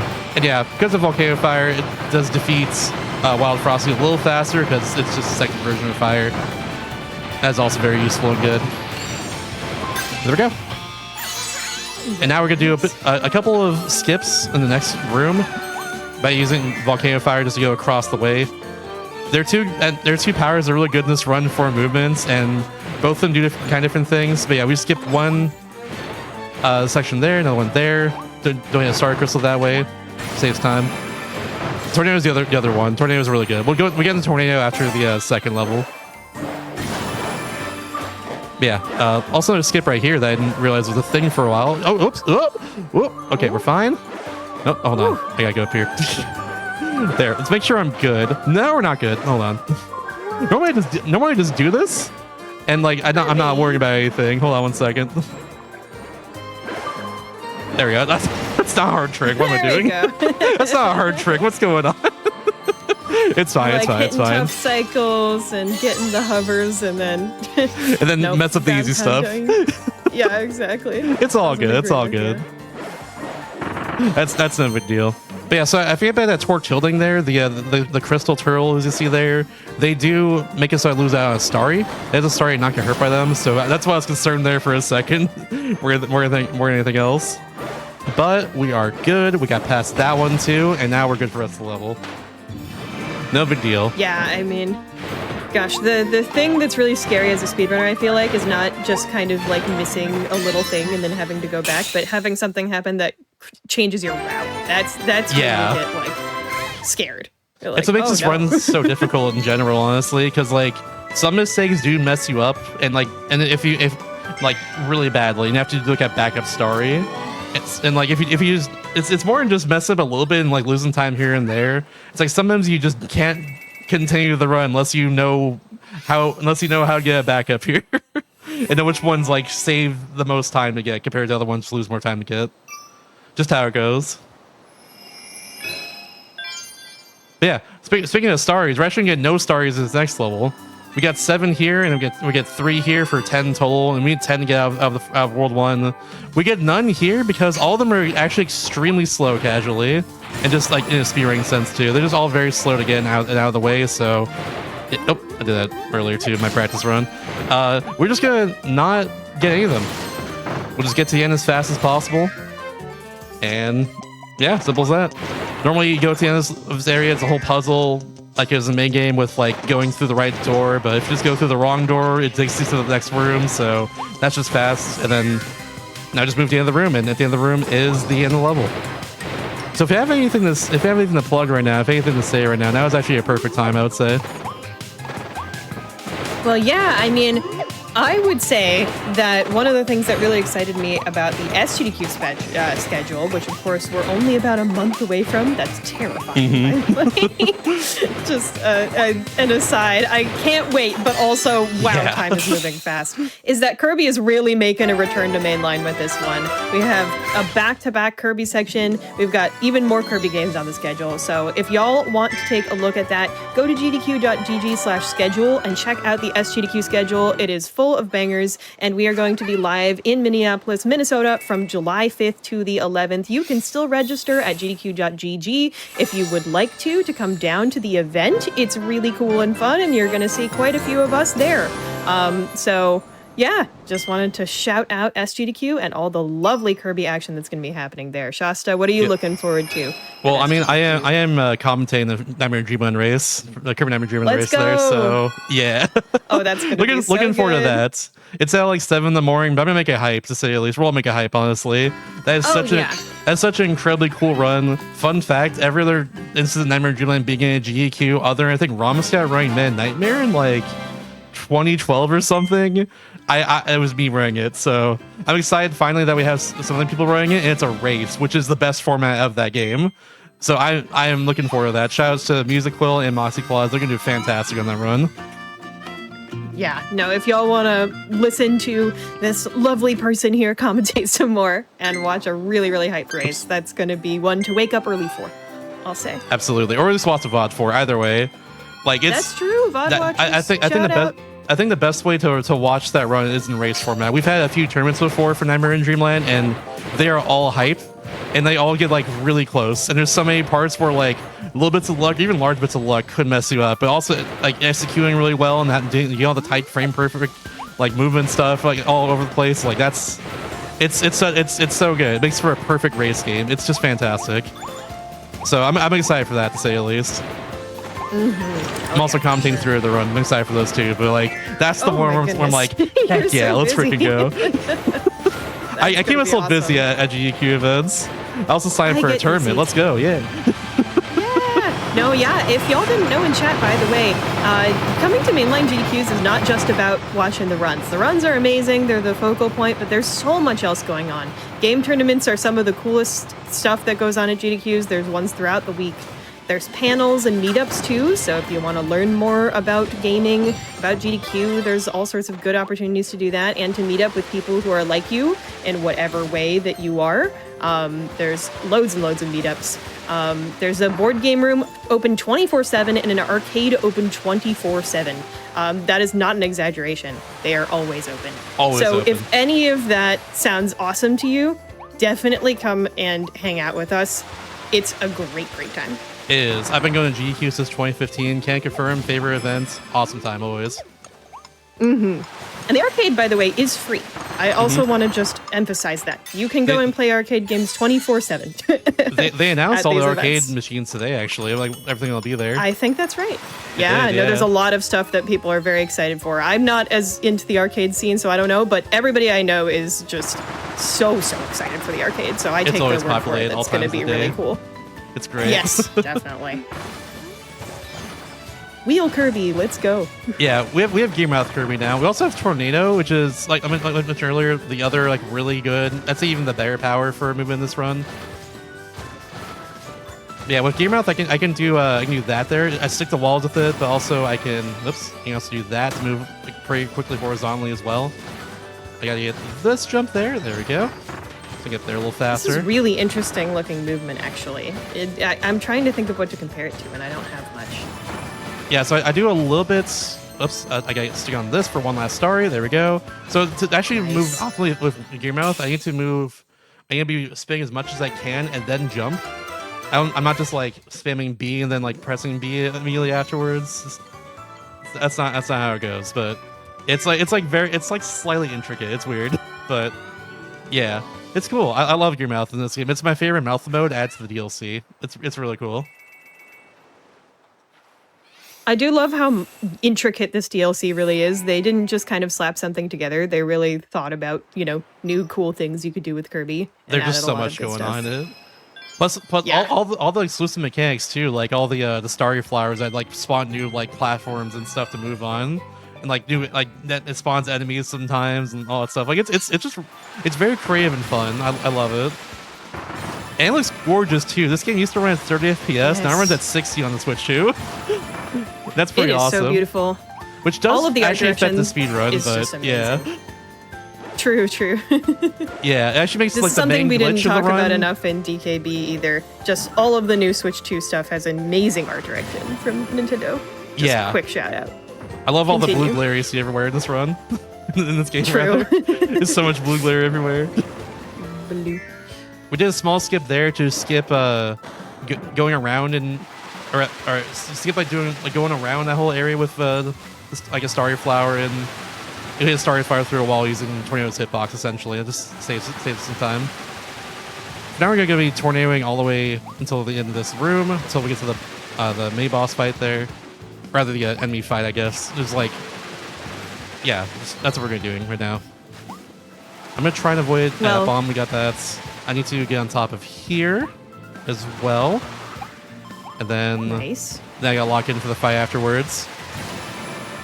While Here we you go. are thinking about locking in, we do have a new poll in chat, by the way, so please go ahead and take a look at that. It is, what Kirby are you most excited for at SGQ? Air Riders, Nightmare in Dreamland, and Dreamland 2 are the options. Amazing. Ooh. Dreamland 2, you should also watch as well. It is a run where you only use Rick. In that game, there's like Rick, Ku, Kain. wow. That's what we normally use. And Ku is the one you normally always use in that run. But Gio's really good at just using only Rick, who's like confined to the ground the whole time. The game where you're supposed to be like floating around and stuff usually, and that's like the most broken part of the game because Ku's an owl, they fly around everywhere. You're confined to the ground and you have to like do very fun things to maneuver around all the levels. It's really cool. That sounds awesome. I'm It's so excited for amazing. every Kirby run because also Air Riders is very much on my radar. I know the runner pretty well, and he is Shout out to Blue ridiculously Candy. talented. If you saw Air Riders original, at I believe it was SGDQ 2025 just a year ago, that was nuts. This is gonna be just as wild. Big shout outs to Blue Candy as well. Yeah, Absolutely. amazing stuff all around. I'm just saying, people get more excited about Dreamland 2 though. That run is so cool. No, Well, that sounds amazing. What you just described, I can't I think wait. in general, honestly, like Dreamland 2 is such a sick run. Like even like not just Rick %, but like just a normal run. I just love Dreamland 2. It's just fantastic. That's a game I did not know about before like getting to the speedrunning scene, honestly. But like now I know about it. I know ball. It's so cool.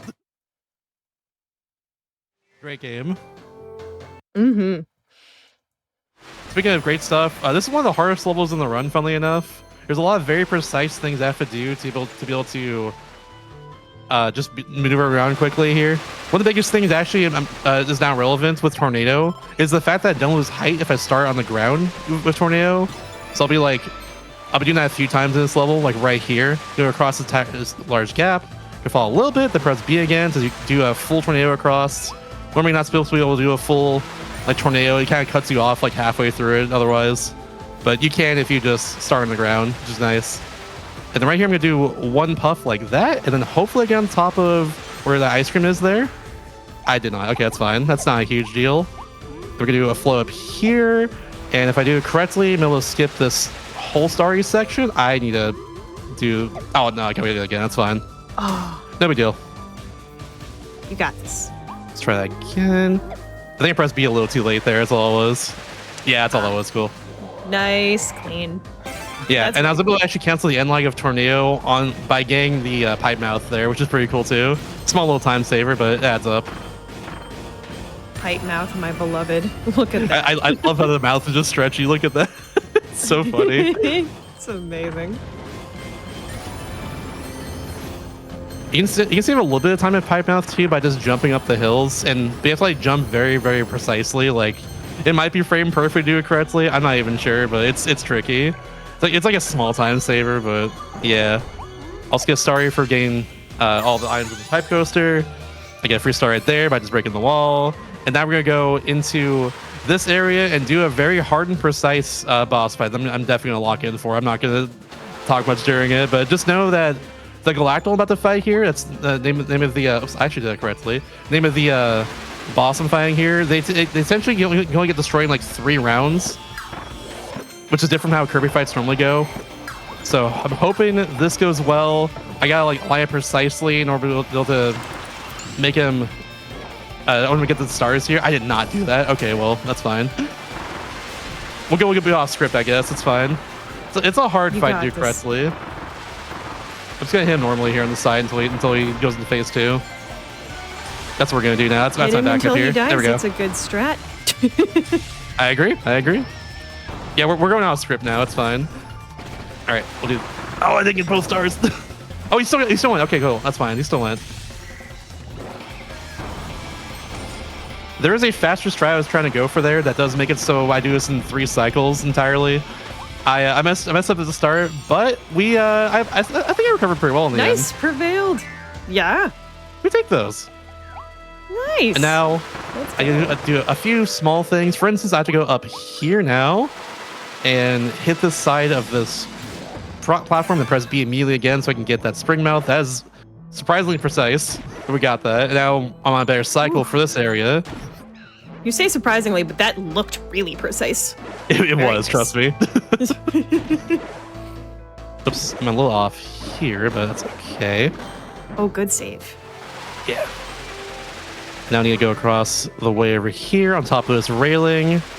And I think I'm on the right cycle. I might be a little off on the cycle. I'm a little off on the cycle. That's fine. I was going to try and actually get hit by this big object right here. This music part right in order to refresh my tornado again, which would save me a little bit of time, but not getting it this time. There's a lot of little things like that in this run. That's how it be. We're good. We got through her. Indeed. Nice. There's a lot of like tricky levels they usually have in this run. They usually have like, oh, I just realized I missed a star. Oh no, I missed one of. Oh, I think I know what I missed. It was the this. I know exactly what I missed. Yeah, okay. I gotta back it up in this next level, which I have to figure out. We're just talking about the routing. Yeah, I think I know how to back this up. It might take a few levels to do so. That's okay. Yeah, I missed one. I missed one of the crystal statues supposed to destroy. I know which one I missed too. I brain farted right before the mini boss. That's what happened. It's okay. We'll back it up. This just gets to show off all your game knowledge. It's true. It's true. Which I do need for a run like this. Exactly. That's for sure.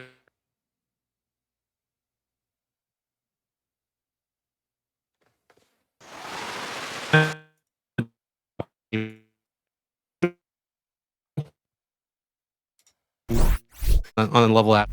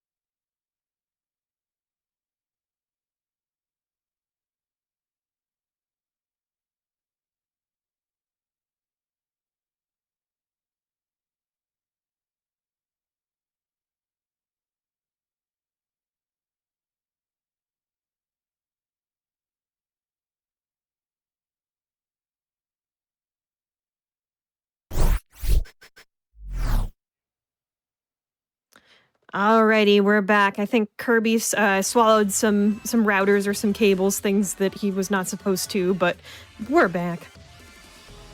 We're back. All right, let's count it down. 3, 2, 1, bam. All right. Woo.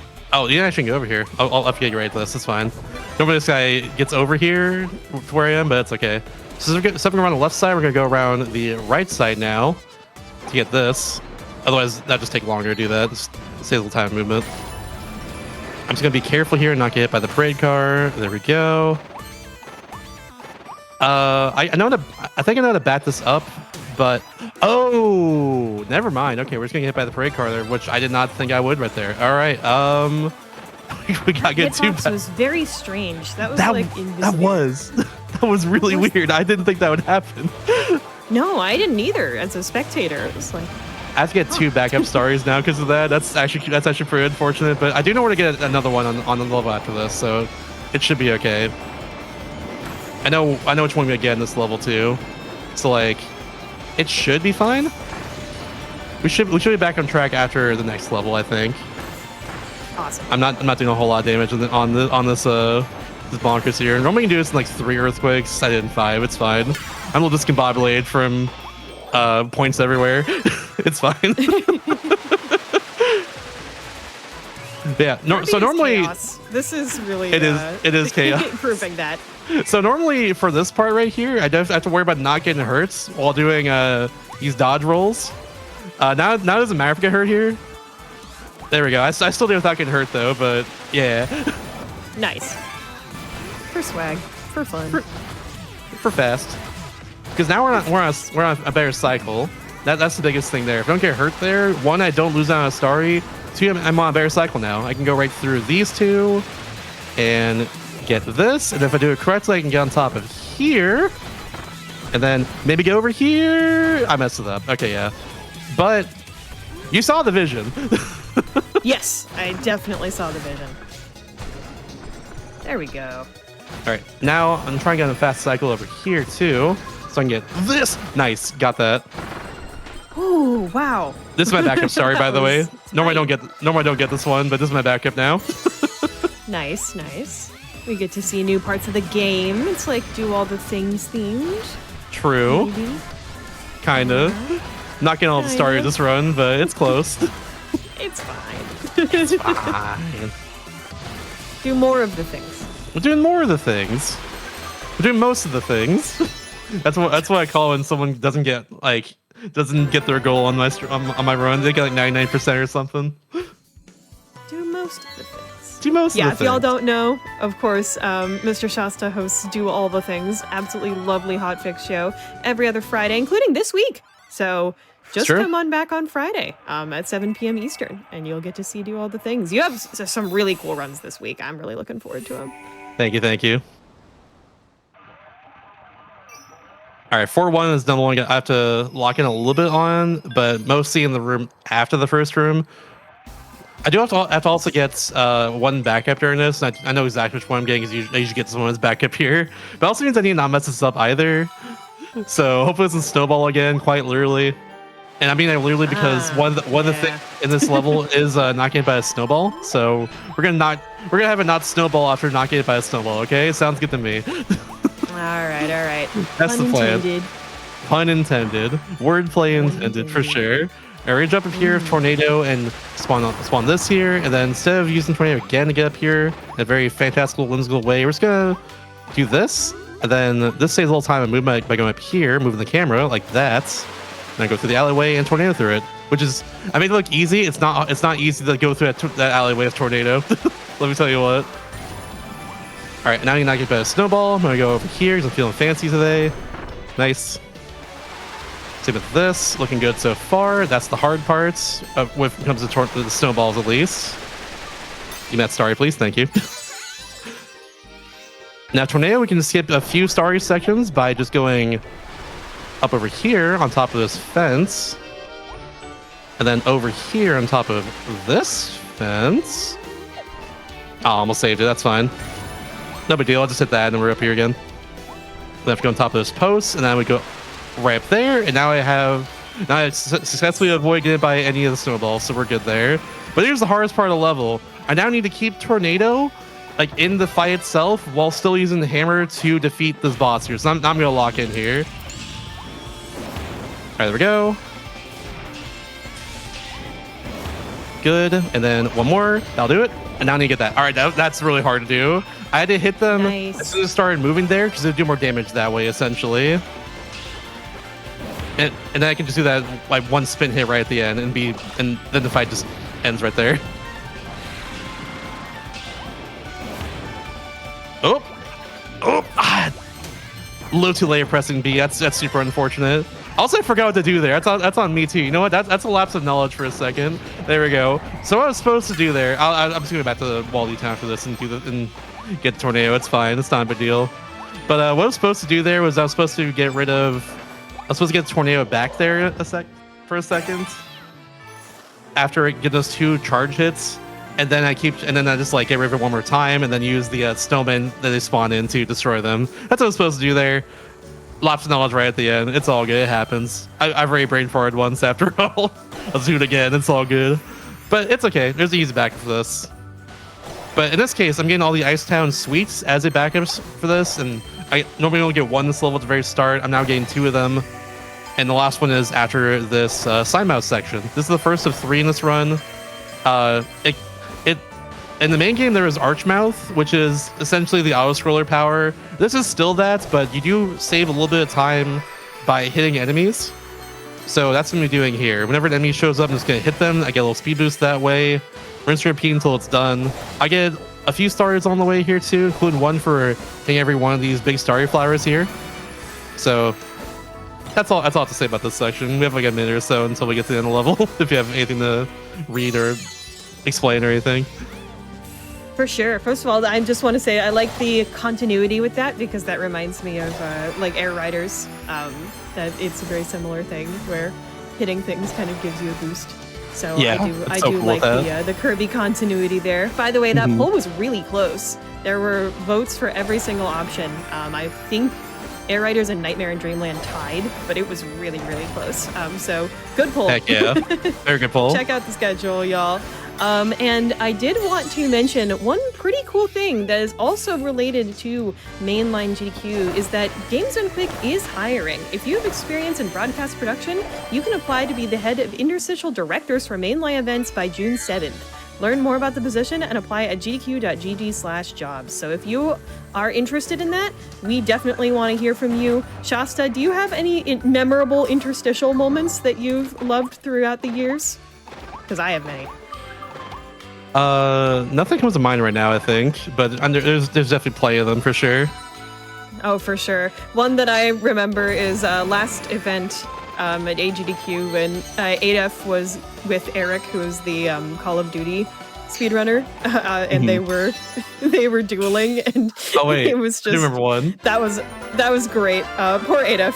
I don't think he's as good as Call of Duty as Eric is. They're doing like 1v1 on Rust. Is that what's happening there? Yes, it was 1v1 Rust. That was iconic. Classic. I love that. Absolutely. I was gonna say also AFK and Block Dude is another good one. Shout out Block Dude. Oh my god, Block Dude. Best speedrun ever, Block Dude. Truth. So good. I'm always saying this. Indeed, everyone is always saying Block Dude. Mm-hmm. But yeah, so I lost Tornado in that fight, just barely. Lots of, like, brain fart happens. We're gonna back that up is just go back to Wall Town, just get it real quick. Because you can just kind of do that whenever. So I'm just gonna do that right now. Simple as that. Also got the backup I wanted right at the end of the level, so we should be back on track in terms of stories. No big deal.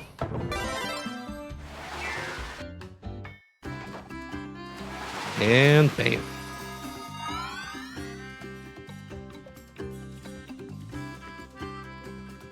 Nice. All right, this next level, we have a Tornado itself actually saves so much time in this level compared to any other power, because there's these moving platforms that move pretty slowly forward the whole time throughout this first part of the level. And with Tornado, we can just kind of ignore them, other than laying on top of them like this. And that, of course, saves us a lot of time. Just like that. They have one more section after this, too, of that. One small thing of Tornado is if you jump after using it, you actually can use Tornado again even faster, which is a thing that I honestly didn't know for way too long in running this game, but yeah, that is something. I'm too low. I did not think that happened either. Okay. Weird. All right, so we're gonna do this. There's a target way in the background here. I need a Ranger Kirby, which is a Kirby. What if Kirby had a gun as a power, like that? And you hit that target over there. Just gonna let it go. I know it hit that. We're good. The only thing more dangerous than Kirby, and I do really mean that literally, I think, is Kirby with a gun. It's true. It's true. Do not mess with Kirby. Do not. But yeah, but also stay on the same height there of Tornado to get that other starry, and then we go. So there's a huge thing of this entire room where you're supposed to be using Ringmouth Kirby, which only blows gusts of wind in any direction you want. But we don't do that here. The reason for that is because it's just very, very slow to do that throughout the entire room. So we just don't do that objective at all. That's mostly what this entire room is about, just doing that. So we just skip over, except for getting that story there by going into the hidden cave down there. But otherwise, yeah, just tornado until the end, which is right up here. Nice. There's one snowman there that will forever not have a head. So sad.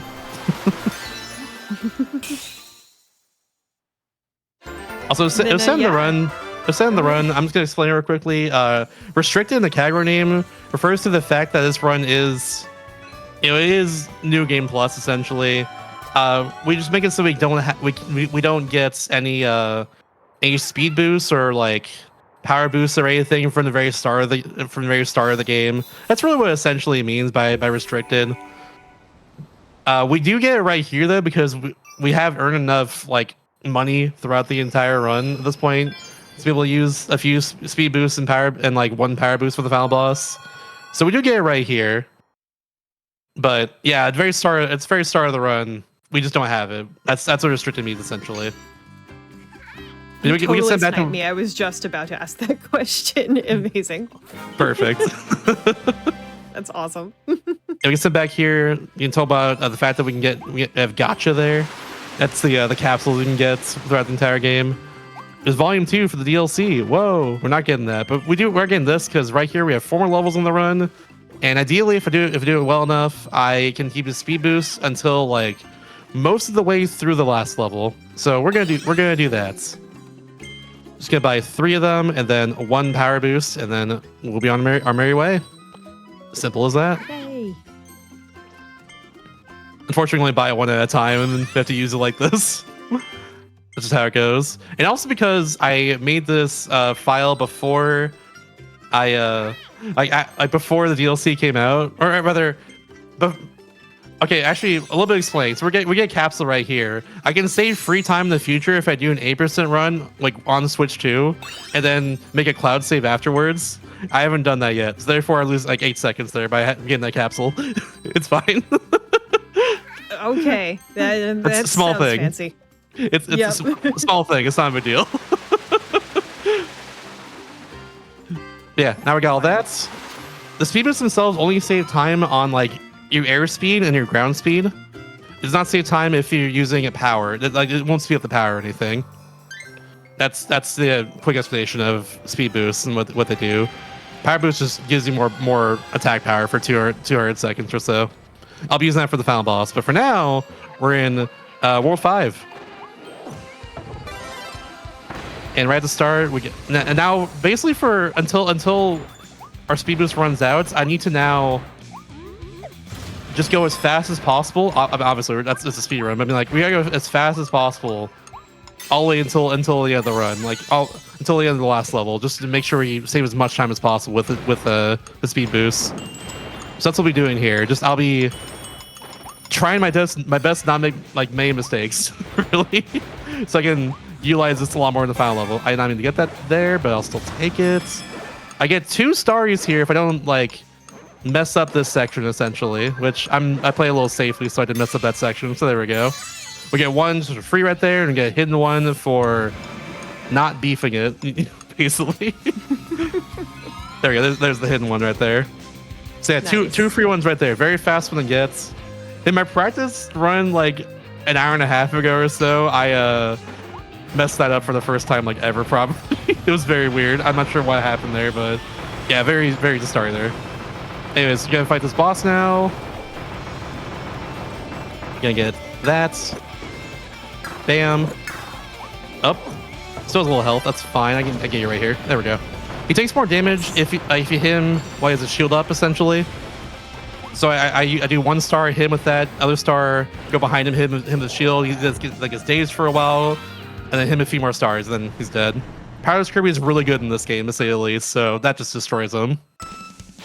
For now, we have this until the end level, after all that excitement there. But I played well in that level, so hell yeah, we take those. Yeah, super clean. And then because of the Speed Boost power-up, does that kind of affect the amount of starries that we get in the latter half of the run versus the first half? Do you kind of concentrate them in the first half, or do you concentrate them in the latter half because they're faster? We actually do concentrate in the latter half because they're faster. That's a great question. So the last 2 levels, we get 10 of the 11 starries inside both of them. So we get 20 starries right at the end because they're all really fast to get, except for 1, of course, per level. We're gonna fall off. I get distracted. There we go. Okay, we're good. We're good. That's on me. That's on me. I have to go on this path the whole time to get a free starry as well. That's on me there. Speaking of, not on me for asking too good of a question. No, you're fine. Doing that. You're fine. Because of the speed boost, funnily enough, I actually don't miss out on getting the starry in this level because we have to beat this under 1 minute 5 seconds, and even though I fell off the side, I'm still 8 seconds faster because the speed boost saves so much time in that section, so it was not a big deal. Let's go, Speed Boost. Let's go. Huge. Hey. Oh my goodness. Wild. All right, the next What's level your favorite thing, Shasta, that this DLC has introduced, by the way?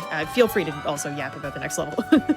Yeah, I'll talk about that afterwards because next level takes some explaining before I actually do the thing. So this next level does have a very large out of bounds to it with 3 parts that are all individually very difficult. The first part is us going on a very small spot where we can just kind of stand and like moves the camera upwards, therefore allow us to go out of bounds in that area. That is like used to be the hardest part for me, but now it's like fine. The hardest part for me now is actually afterwards, where I now need to like do a blind jump. Like I think it's like 5 blind jumps to get up to the very top of the screen. This first room is also very cycle dependent, but I'm doing really well right now. That was good. Yay! But yeah, and then afterwards we have to do a volcano fire, however, to get across the way, and doing all that saves like 2 minutes to skip 2 arenas. We get a starry for getting that tomato there, and then get 1 starry right there, of course, just chilling there.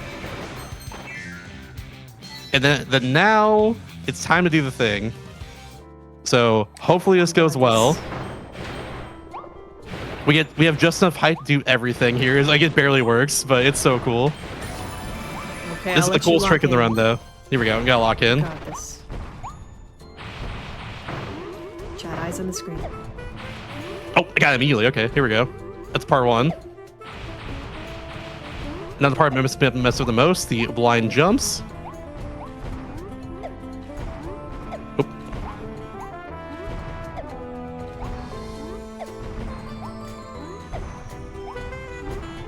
Come on. Get up there, Kirby. I'm just gonna try again. Oh. Maybe?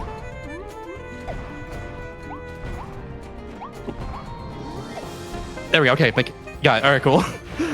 Cool. Ooh, nice. Oh, that looked so hard. Yeah, it's very difficult. Well, rather it didn't look, because you couldn't see while you were doing it. Now part Very 3. impressive.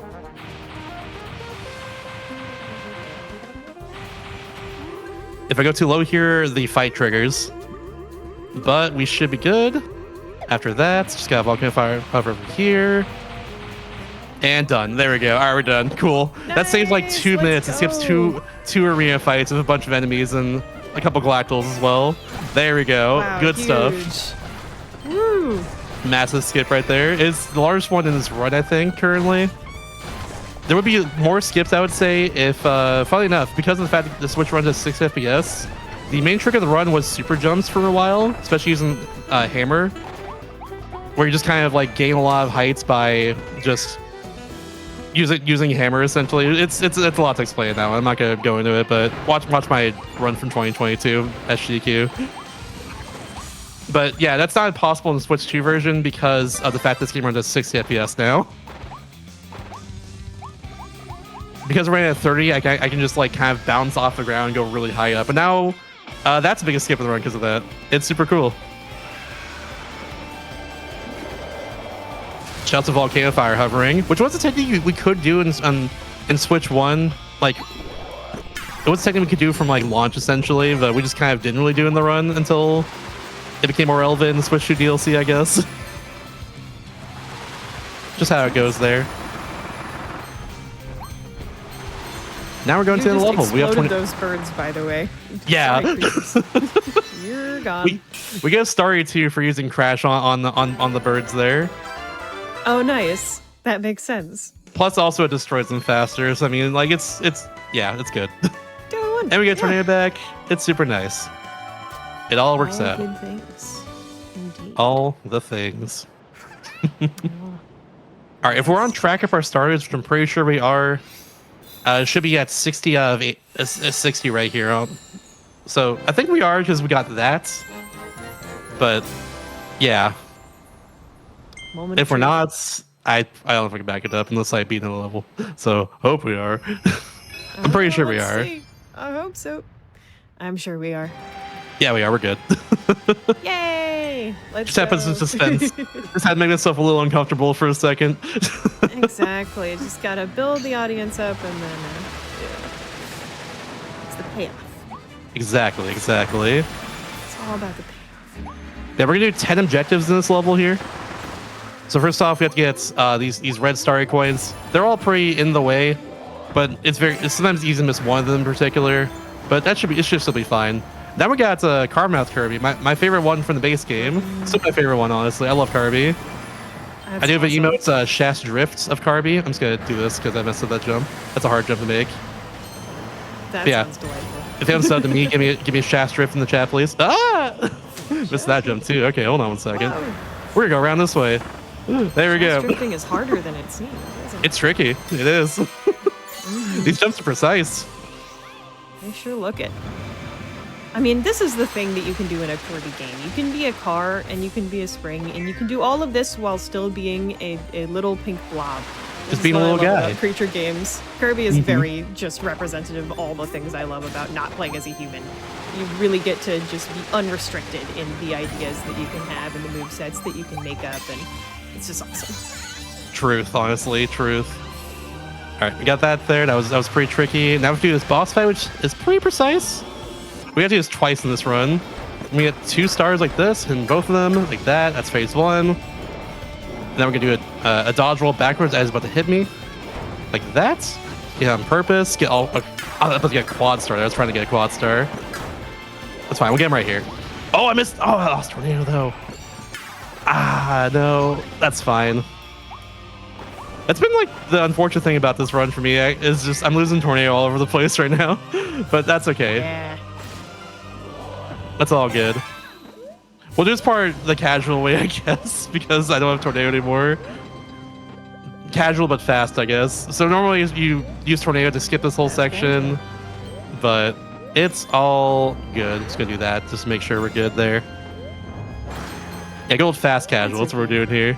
Business casual. Yeah, fast casual. Oops. Business casual running. A little bit early there. Get with all of those. Can I get that? Normally you actually hit that tornado and then get across here, but that's okay. Oh, I actually have to do this a weird way too, now I think about it. Normally I use tornado to get up to do a little skip to get up to that platform on the right there. But I don't got that. Oops! Patrick got me. Oh, I got gobbled. You guys need to do that I now. love I getting get off track this. in speedruns, and then you're like, oh, this is so weird, and you're just playing the game. This keeps so weird. I say as I play in a weird way normally. Exactly. But yeah, we're back on track now, thankfully. I got all the stars I normally get in this section. So we got that, so Yeah, we're good. glad we have all the stars. That's the important thing. Yeah, I have to go back to the wall detail after this, unfortunately, but it's okay. This last room does not use Tornado really, except for right at the very end, slightly. Because we have Carmouth again, we got Kirby again. Just gotta be careful to get this. Yeah, we're 4 out of 5, and there's nothing in the last room, I'm pretty sure, so we're good. I mean, there's one I got, but we got that, we're good. Wow, that Now, looks very scary. Yeah. On all those tiny platforms. To add more pressure, I do lose out on a star if I fall into the lava here. But Oh my gosh, that is a lot of pressure. yeah, this part's easy, thankfully, so it's fine. Like I said, this run's not easy. It's like deceptively difficult. Yeah, no, I mean, we think of the super hard runs as being like the, Mario Kaizos or the Dark Souls, but sometimes games like this, they really, really test you. Mm-hmm.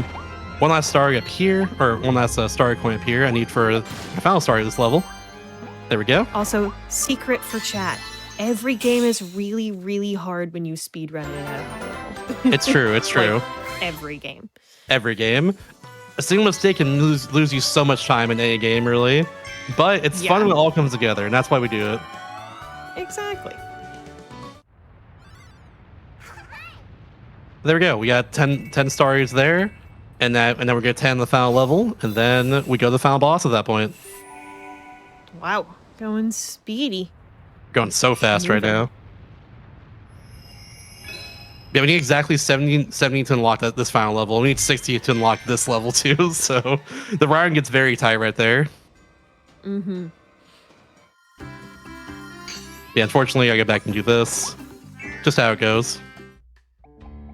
Be like that. Hello, Ranger. We don't normally get Ranger except for the level we get them in this run. They're not even using the base game unless we're doing like all WLDs or something.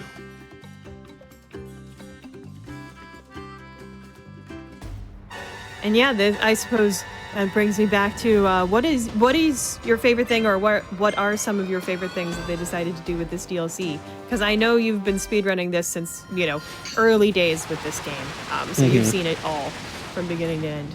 I just love all the starry stuff in here, like the starry flowers, like creating paths and everything. It's just a lot of fun. I like the fact that they did that. Also, I do have to do a hard trigger quickly. So this takes a little bit of explanation. So basically, Kirby has a max height in this game, and we can kind of break his max height by continuously falling into the lava over and over and over again. I need to go over here, actually. There we go. That's the idea. So I'm gonna go over this platform just to make his checkpoint go over the platform there, and we're gonna keep on respawning him over and over again in this section because notice at the start of the room we started really high up. So we're basically keeping that height from how far high up we started for the entire room in order to skip this boss fight up here. That's the idea. So now we're gonna use Tornado to go across here and skip that Mr. Frosty fight, which I don't like normally, so I'm glad we skipped that one now. Nice. That was cool. I love that very trick. Counterintuitive. How do people find things like that? Lava go high? Skip the boss. I don't know. It's interesting. Cool. I don't know how it's usually found. Also, we're skipping all the Starry Flower sections for this part because we have Tornado, and Tornado is really good. That was really clean. Nice. I'm gonna try and use my last 5 seconds of speed boost to go a little faster in this part. All right, cool. Normally keep speed boosts until like the end of the auto scroller section after the upcoming boss fight we're about to do right now. But it's really hard to do, and I don't expect myself to get it most of the time. Oh, almost did a good first phase, but it's really hard to do that correctly too. Not gonna hold that against me. I'm just gonna do that to get back on track here.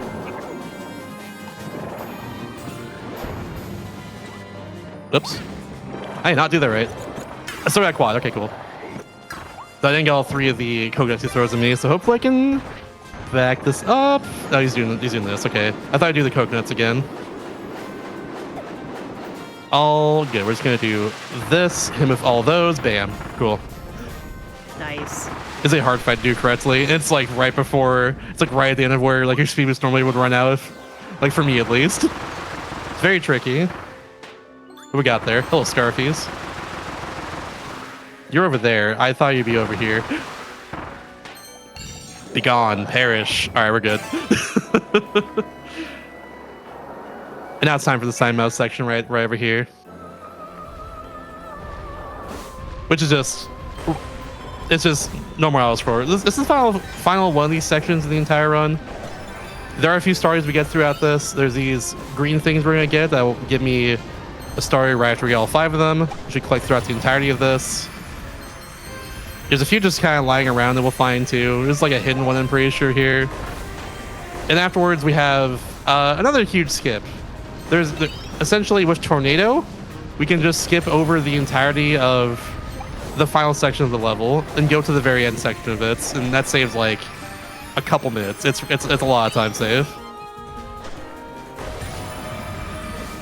It's very precise though, so hopefully I can get the whole time I'm doing it. There's a tortilling in the background shooing just stuff at me. He's just spewing things at me, and I have to navigate around that. So hopefully I can get that.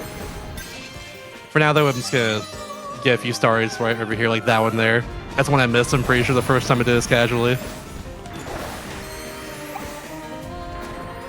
My favorite thing is that they didn't just go with like a sled or, you know, a skateboard or something for these sections. They did a sign. Yeah. If there's anything the Kirby team is good at, it's being creative, to say the least. Oh, yeah. The sign is perfect for this. No, Couldn't have asked for anything there. very 10 out of 10, no notes. Mm-hmm. The wide note. So good. But yeah, also, I forgot to mention, but in the middle of this, there's a star kind of just floating there. And normally you create a path to get to. But with Tornado, we can get that starry as well. And we're going to be doing that too. While we're going over, while we're doing this entire skip. So there we go. I'm just going to line up here after that hits this. Go on the edge of this. Normally there's a mini boss fights in that little area I lined up on. I actually messed this up a bit, but we're going to navigate around everything. There we go. And then I should still have a full Tornado here, like that. And then we skip this entire last section. There we go. Okay, we still did it. Nice. First try. Good stuff. There's only 2 main boss fights there and a bunch of movement to get to this section. Get that tortilling right at the end. We just skip all that. It saves multiple minutes. It saves so much time in this final level. It's really cool. That's awesome. But now it's final section. We're just gonna be jumping up here, Springmouth, until the very end. If I get squished at all during this or fall down or anything, I lose out on the final story of the entire game. That shouldn't happen here. I know the patterns for everything now very well because that has happened in the past. But yeah, we should be good. And after this is our final boss. Ah, so quick. Mm-hmm. Although I know we have Howl Room as well to explore, so that won't be it. It's true. I gotta show you all the Howl Room, of course. Of course. And of course, also want to plug Shasta because I know you're very humble, so you might not plug yourself. If you want to see the Howl Room shown off as well, and the rest of this run also at a mainline. This was done. He did run this before also at, what was it, SGDQ 2025? AGQ 2026. Oh no, it was AGDQ. Okay. Yeah. Yes, our last mainline event. So after, of course, you finish watching this run, if you'd like to see how that went, please go ahead and go watch. Shasta's an awesome mainline performer as well. Thank you very much. Yeah, I've done a lot of runs in mainline. This I've run this game twice now for mainline GDQ too. Both the main 8% run back in SGQ 2022 and then this run AGQ 2026. I'm very happy with how that run went too. Catalog. Yeah. Of things to go look back on. If you go to gqvoz.com and search my name, there's like 18 runs or so, and I'm not even exaggerating on that. I've done a lot of runs for GDQ, and I will gladly do more in the future if they have me, for sure. Mm-hmm. But yeah. For sure. Yeah. And if you, of course, don't know, for whatever reason, we are on YouTube. That's where you can find all those past runs at Games Done Quick on YouTube. And we have all sorts of playlists for stuff. You can search by Kirby. You can search Shasta. You'll probably get all of Shasta's runs that way. And yeah, true. shout out to GDQ VODs because that's a good place to filter through as well. So Very good resource. Check us out on YouTube. Also, every single hotfix run is uploaded there as well. So if you missed DKB and you want to see that run was super sick. If you missed Super Mario RPG Remake earlier and Out of the Box, or just want to check out past Creature Corner episodes, past Out of the Box episodes, we've got literally everything up on YouTube. So go look. All right, so fun little thing with this power here, Ice, is actually is buffed in the DLC, on the Switch stream in particular. Weirdly enough, because of the fact that the game is now running at 60 FPS, we just do 2 times the damage outputs.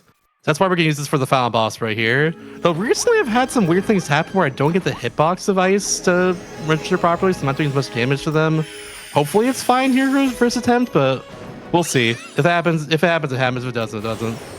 I'll do my best. But yeah, what I'm doing here now is I'm gonna be freezing them even faster, like faster than normal, by rhythmically tapping the B button while holding L the whole time to shield, and then B unshields me, and that allows me to just kind of do more damage, freeze them even faster than normal. And this is actually not good. This happened. Oh no, hold on. I need to shield this. Hit you for some of this. You're almost dead. Please. There we go. Okay, cool. We froze him again. Okay, that was a little scary for a sec. That Nice. Sometimes there's not enough time to actually hit him during that section if it messes up. I don't know how that happened there either, but it's fine. All right, he's right in front of me, but he's not gonna take a whole lot of damage currently until after he does this. Now we're gonna hit him a bunch. Oh no. If you see me with that ice shield around me there, that is me actually doing a dash attack, which is very easy to do here if I press B a little too quickly. There we go. Okay, we gotta at least get past phase 1. Phase 2, our final boss here, Gemma, me and Elphalus, they are giants, and it's very cycle dependent now to be able to actually freeze them and do a lot of damage. If I do it correctly after his upcoming attack here, I can skip a really long attack, but I think I've only done it like once or twice ever before. It's very hard to do. I don't expect to get it, but if I get it, that's cool. Yeah, that's what if I do that there. This boss is peak Kirby vibes. This is what I expect to see when I load up a final Kirby boss. Honestly. Oh. The harbinger of maybe? death or whatever. Oh, close. Almost got it. I was actually really close there. That's okay. We get the cool building attack. Look at this. Look at this attack right here. Yeah, we get to see the cool building attack. You know, he just spawns a giant building and tries to hit us with it. It's nice. Really cool, but ideally we skip this if done correctly. It's really hard to skip it though. I don't want to ever expect myself to get it consistently. It's fine. No big deal. I'm having fun. That's the important thing. Yeah, and I mean, hard tricks are hard tricks for a reason. You're not going to always hit them. Exactly. Please freeze. There we go. Thank you.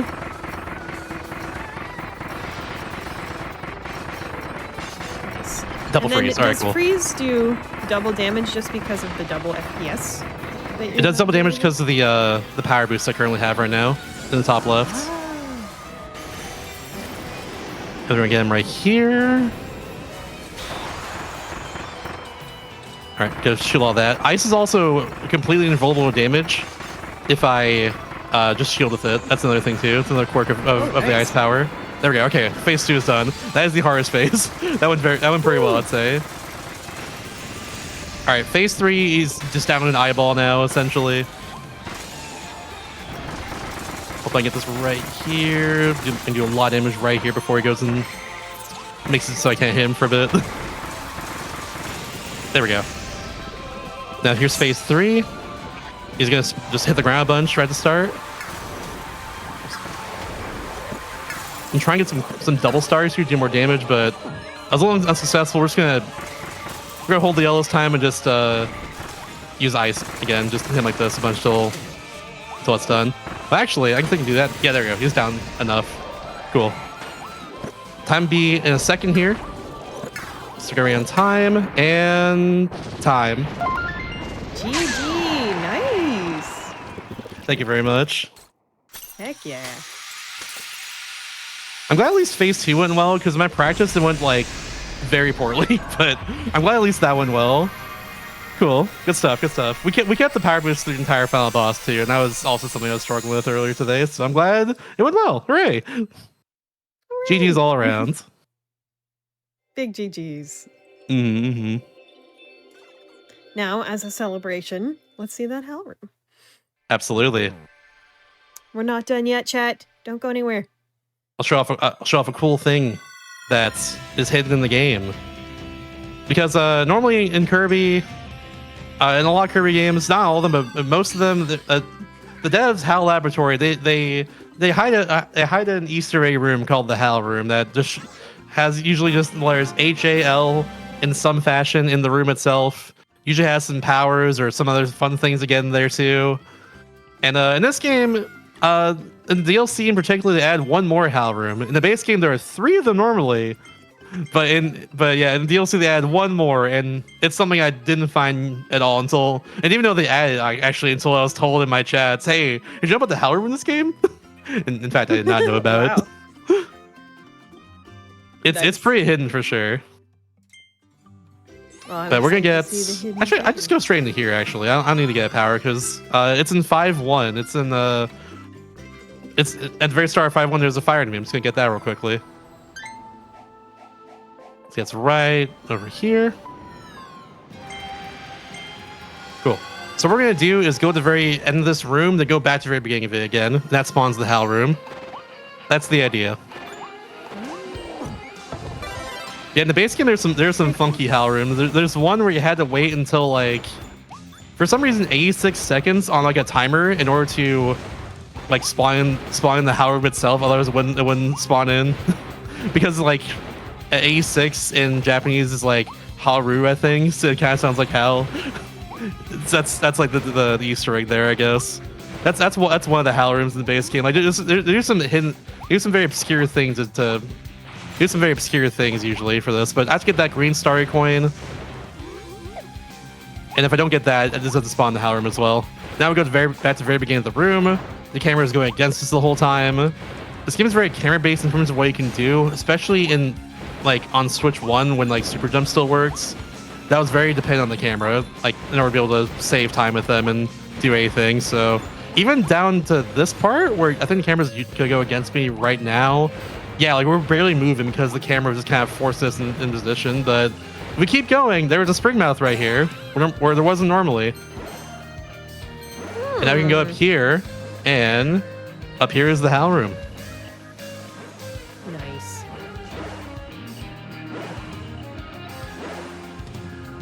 Yeah, Starflyer right here.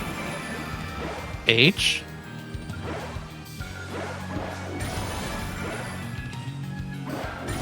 Funny enough, L actually first for the A, and now A. HAL. There it is. The HLA room. The HLA room, Nice. yeah. The HLA room. That's the HAL room right there. And here is there's of course this capsule. It gives me a thing if we can level at this point. It's just for the gacha, the game, the little figurines you can get. But yeah, I'm not worried about it on this file, so we're not going to worry about that. Yeah, that. There it is. There, this is the secret room that you normally wouldn't see in the game, unless you just kind of know about it, I guess. We get Ranger, we can get Drill, we can get Crash here as well. There's that little guy just sleeping over here. That's it. There's nothing more to it. Too. You can go find it yourself when you play the Kirby DLC. You too can definitely get one. do because this looks real fun. Yeah, it's very fun. Can't confirm. It's Switch 2 exclusive, of course. It's like the perk of getting a Switch 2, I guess. Sometimes they add fun little things like this to games you already own. So, yeah. Indeed. All right, well, we might have something more for you, chat. I know that we didn't say so, but we have a little bit of extra time today in here's show, so we're going to...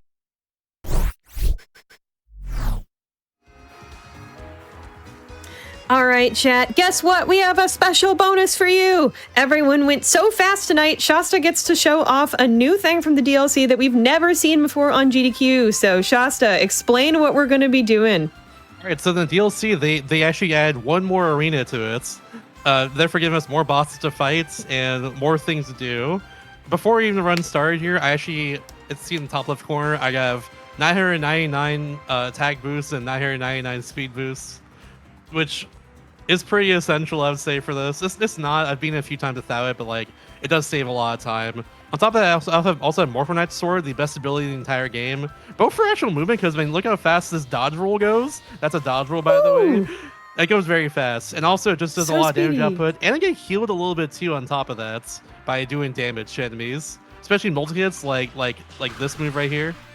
That heals me back a lot when I hit enemies with that. So, I'll be using that to go through Ultimate Cup Z pretty quickly here. Or ZEX, rather, pretty quickly. Because before there was Ultimate Cup Z, and now there's this one right here. I'll be honest though, I've spent this a few times, but my time's not very good. But we're gonna try and beat that 1557 right there. That's what we're gonna try and beat right here. You can do it. Let's go. 3, 2, 1, go. We're PB chasing here tonight. You got this. Heck yeah. But yeah, so Ultimate Cups in general, all the cups here, the arenas, they're just a bunch of boss gauntlets essentially.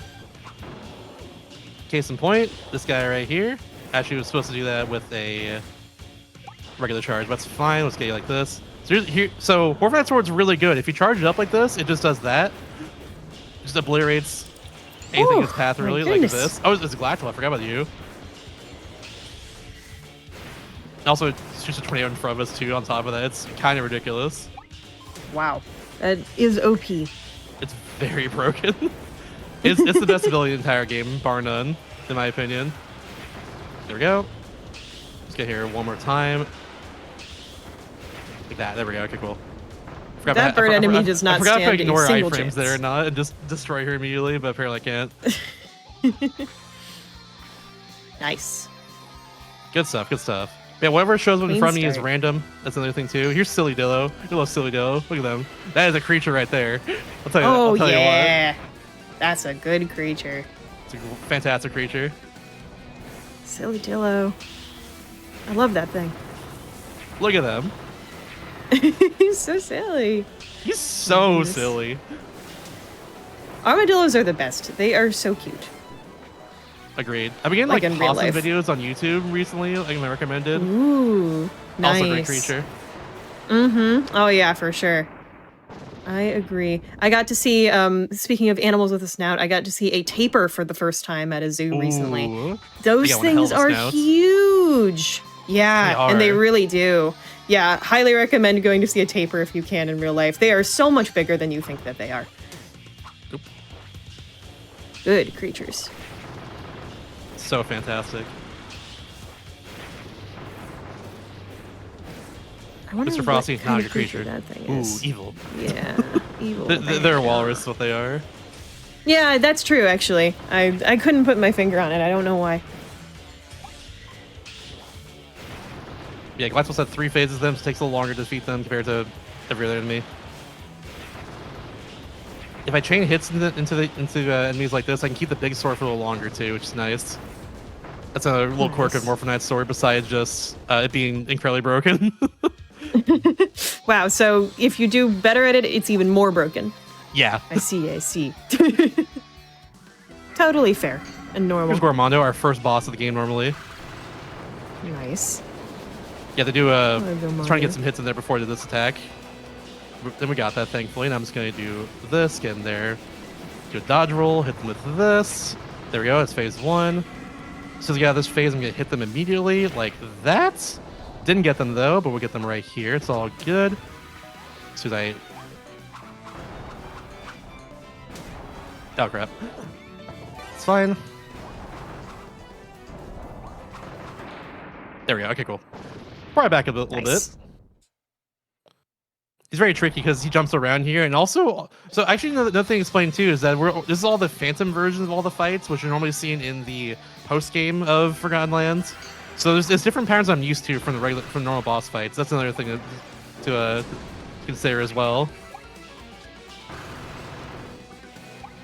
I do know some strategies for this at least, but go ahead. Yeah, no, go ahead.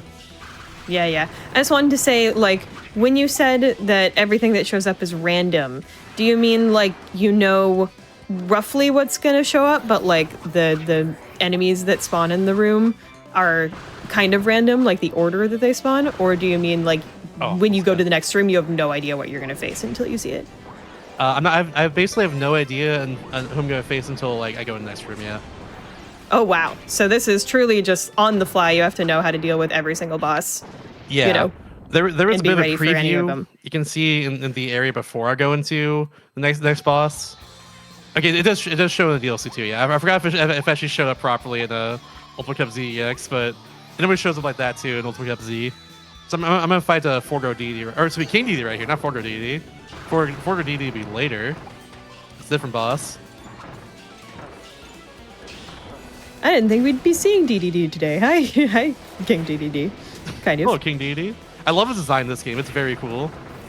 Yeah, it is very cool. I love all the color palettes they use in this game. Every single area is so distinct. Like, I love this green with the pink for DDD. It's so good. That's a Phantom DD thing right there, or a Phantom enemy thing in general. Nice. Color language is very important, underrated aspect of game design. If you have good color language for things, that's easy to communicate to the player what to expect. Absolutely. Okay, easy boss right here. I say that before I go to them, but yeah, even still, it. Tropical Woods just sits right here. I can use my biggest sword to do lots of damage on like this. It's fine, and also the tornadoes themselves will do a lot of damage on top of that too. It's like we're just gonna chip away very easily. Series we have tree bosses. Yeah. This. Avoid some roots. Yeah, that's a very free one. They're just gone. Nice. Definition of a damage sponge, basically.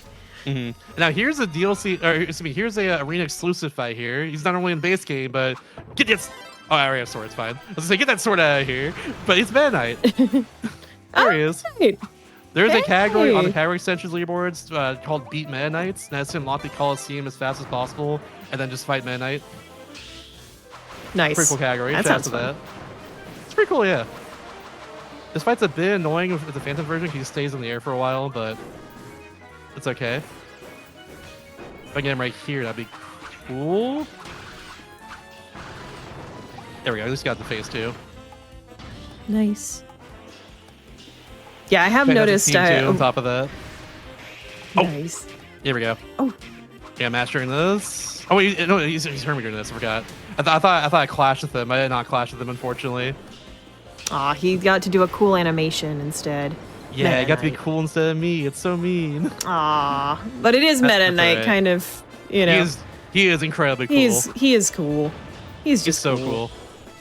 He's so He's cool. over there. Okay.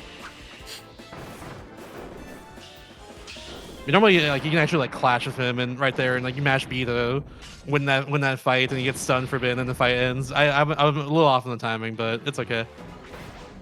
I'm kind of doing this whole thing on the fly in the first place, so yeah. Exactly. It's all for fun. Now we're gonna fight Forger DD. Here they are. DD uses mine's taken over by the main villain of the game, Effective Forgo. I'm gonna do some dodge rolls to get out of his way. It's because it slows down time if I press B. I'm able to do some damage on top of that. One more hit. There we go. Now phase 2, we're just gonna go away for a bit. I'm actually gonna get both his hand. Oh, never mind. That's. I'm thinking of the normal fight. Nope. I got out of here. There we go. I like it when speedrunners surprise themselves with muscle memory. They're like, I'm gonna do this, and then you don't do that, and you're like, oh, wait a minute, no, I don't do that. The Phantom fights are just ever so slightly different from how it normally is, so it does mess with me a little bit. That makes sense. This looks very perilous. You're managing it well. Thank you. I did run Ultimate Cup Z itself like a good amount, so I do have some experience with the arenas because of that, but. Yeah, it's still very tricky. That should be good for Leongar, hopefully. Leongar is the fight after Forgo D normally. In this case, Forgo Leon.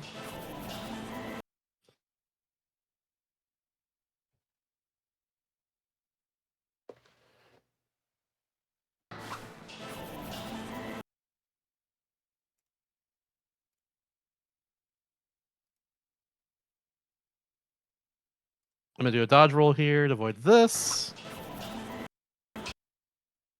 If done correctly, I can avoid him doing this animation here, but I was a little off on the timing. But it's all good. Yeah, there's Vector Forwarder right there.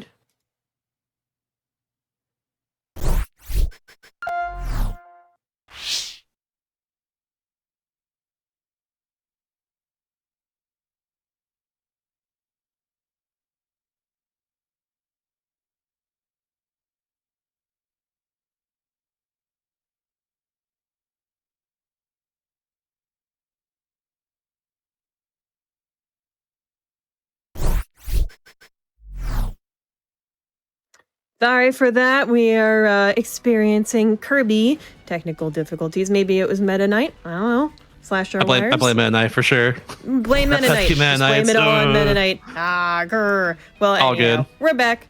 We're back rest into assured, it. the lion was defeated. I saw it. Don't worry, Jack. We did defeat them.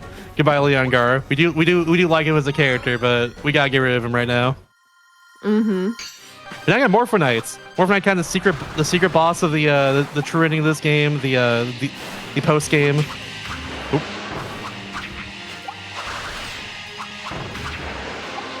The people, when Kirby fans talk about butterflies and like how they're so scary, it's because of Morphonite. You spawn from the butterfly in the the very first level of Kirby's Dream Land 1 of all things. Kirby lore runs deep. We all know this though. We do.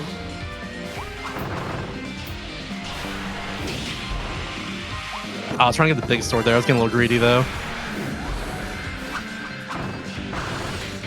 Let's do that. How dare the Morpho Knight also have a big sword and use it against us? It's messed up. With a big sword. Almost like we stole a sword or something. Never mind all that. It's fine. There's not a whole lot of opportunities in this fight to actually get a big sword though, unfortunately. Yeah, but I don't entirely need it. I can get by just fine by not doing that and keeping my sword. And it should get him right here. Yeah, there we go. Okay, cool. Sweet. Nice. And now we go into our final boss right afterwards. Question mark. You see there on the side. Final battle? Question mark. Maybe. Normally our final boss here though, but in Ultimate Cup ZEX is not. First and foremost, I want to let the cutscene play because I just. Oh no, this is different. Yeah, no, this is different because it's DLC. Here we go. Yeah. Then we get General Meeting Elfless instead of our normal one. You can read all that in 5 seconds, can you? Yeah, there we go. That's our final boss name. That's okay. I just see pretty colors. Still a very cool cutscene. That's good for me.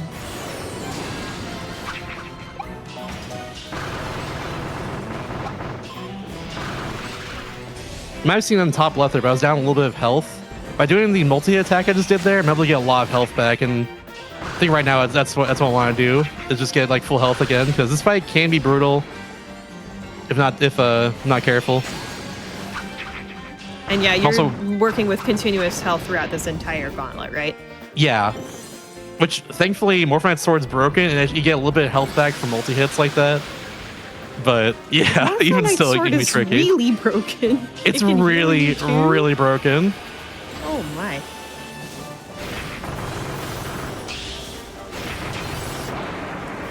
I think I lost my sword there from that attack. Oh no.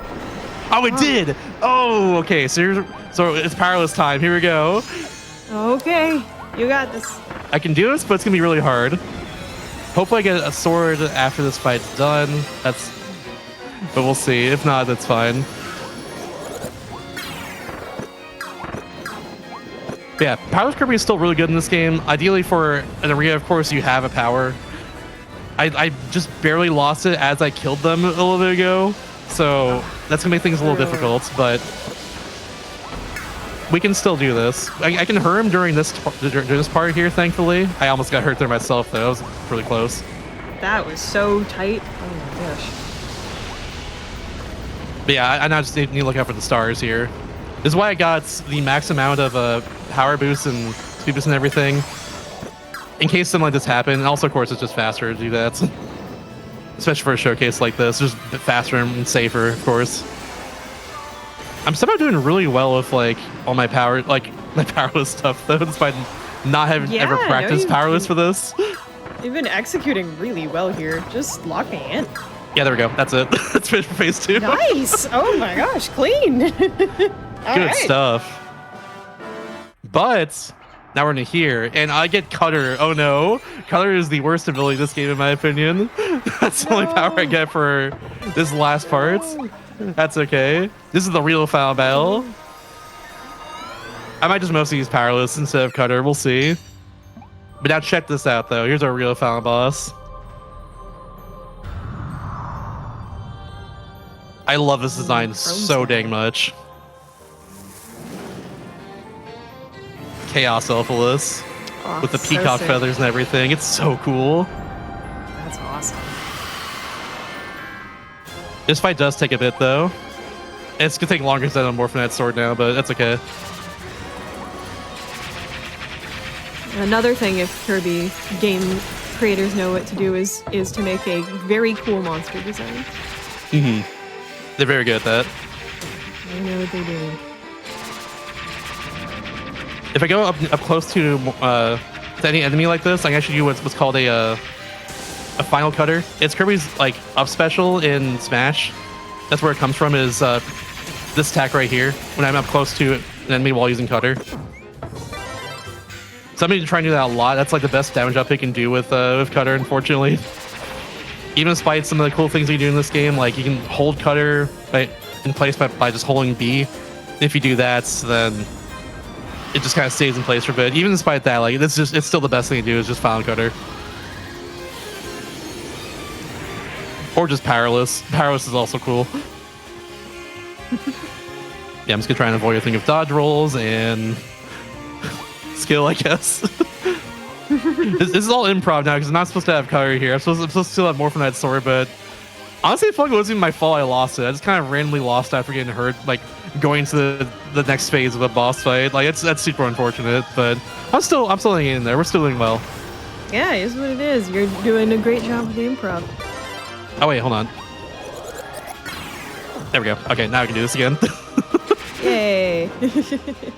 Smart. So the one that's real here is the one with a shadow, which is right over here. I'm also gonna keep spawning stars around me, so I'm gonna take advantage of that too.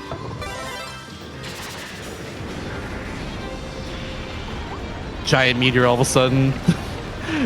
There's so many epic, massive attacks from this boss. It's ridiculous. Here's a bigger meteor on top of that. Just pile it all in. Just spawn more debris around me here. It's ridiculous. Amazing. There we go. All right, cool. Nice. The fight's done. It's not. No, it's not. Not yet. Don't tell anyone. No. I need to rotate a little bit. And you know what's still around here after I do this? Normally it leads into the final sequence of the main game, but if I do this right now, it leads into. Well, I mean, the orb is still alive. That was the real final boss. You thought Chaos Elphalus? You thought that thing a little bit ago was the final boss? No, this is the real final boss right here. No, that was silly of you to think that, right? You fool, you buffoon. You baboon. Like that guy back there. These are also all different attacks from what normally happens in like for Ultimate Cup Z. Like normally this is the final boss, but these are all different attacks that you only get in this game, in Ultimate Cup ZX. It is ridiculous. I need to be careful with my health. I just realized how low I am. This is our final fight, though. Lock in.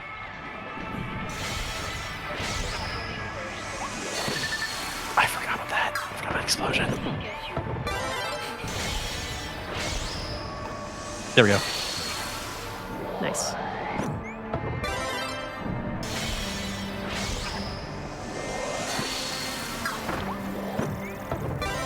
Yeah, I haven't seen his attacks a little bit. Whoop! Yeah, dodge right out of here. I might get hurt. Nope, he's getting over here now. I forgot. You do that. Get me out of here. This I forgot how scary this last fight is. Oh my gosh. This is scary. I'm letting you lock in. Thank you. I'm tense myself. I'm gonna get rid of that actually. We're gonna go powerless. I think that's just better for me. Oh gosh. Okay, please. That's a lot of damage. Good. Ooh. Ooh. Oh my goodness. Look at all this. Oh my. This is too much. How does a boss do this? That's what I'm saying. It's like giving me Toho vibes right now. I didn't even get any stuff. stars from that. Oh, I can get from that. That's right. That's why I do that. I'm just trying to stay alive right now. That's all I'm trying to do. I can do this. Thank you.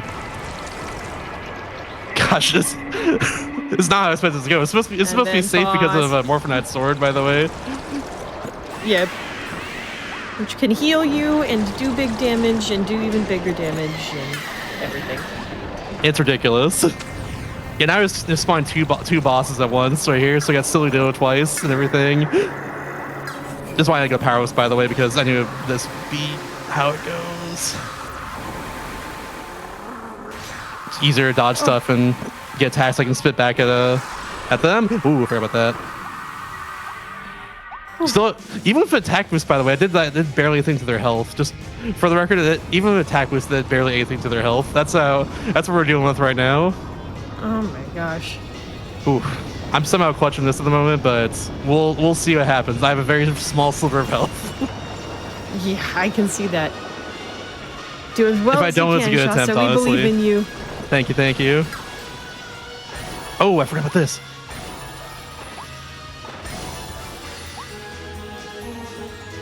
This is different. I have to go in the shadows here to avoid this. Forgot about that one. The blistering heat. Remembered in time. Yes, thankfully. Whoop! There we go. Gosh, Nice. what a fight, am I right? Oh my lord, yeah. This is ridiculous. This is supposed to be Game is easier hands. with Morphinite Sword. He doesn't even care.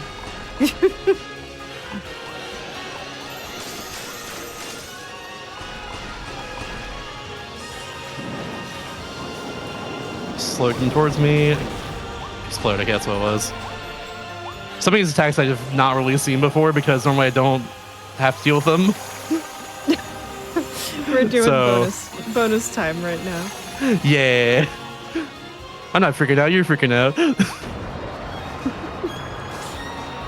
This is believe a the game reference also gave you to Cutter Canvas after Curse all right here with that. this attack. Yeah. Shout out to the final boss, Paintra Soul as well. They do that attack there again. There's a lot of reference to that in the normal boss fight for Chaos Elphalus. This right here too is also that, but I was split into multiple of these giant balls. Now if I deal with and get stars from, which is the hard part right now. Oh, wow. Oh my god. This game. There's some damage there. Okay, we got some damage. I still nice. have attack this too. That sort of preloaded one, actually. All right, I get a lot of damage here, good. thankfully. Oh, he's doing this phase though. It's gonna be a little weirder.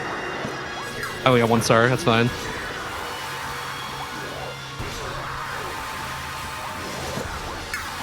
Can't believe you're hitting these dodge rolls. Oh, close. Okay, I'm 1 hit away from dying. I'm pretty sure. Oh no.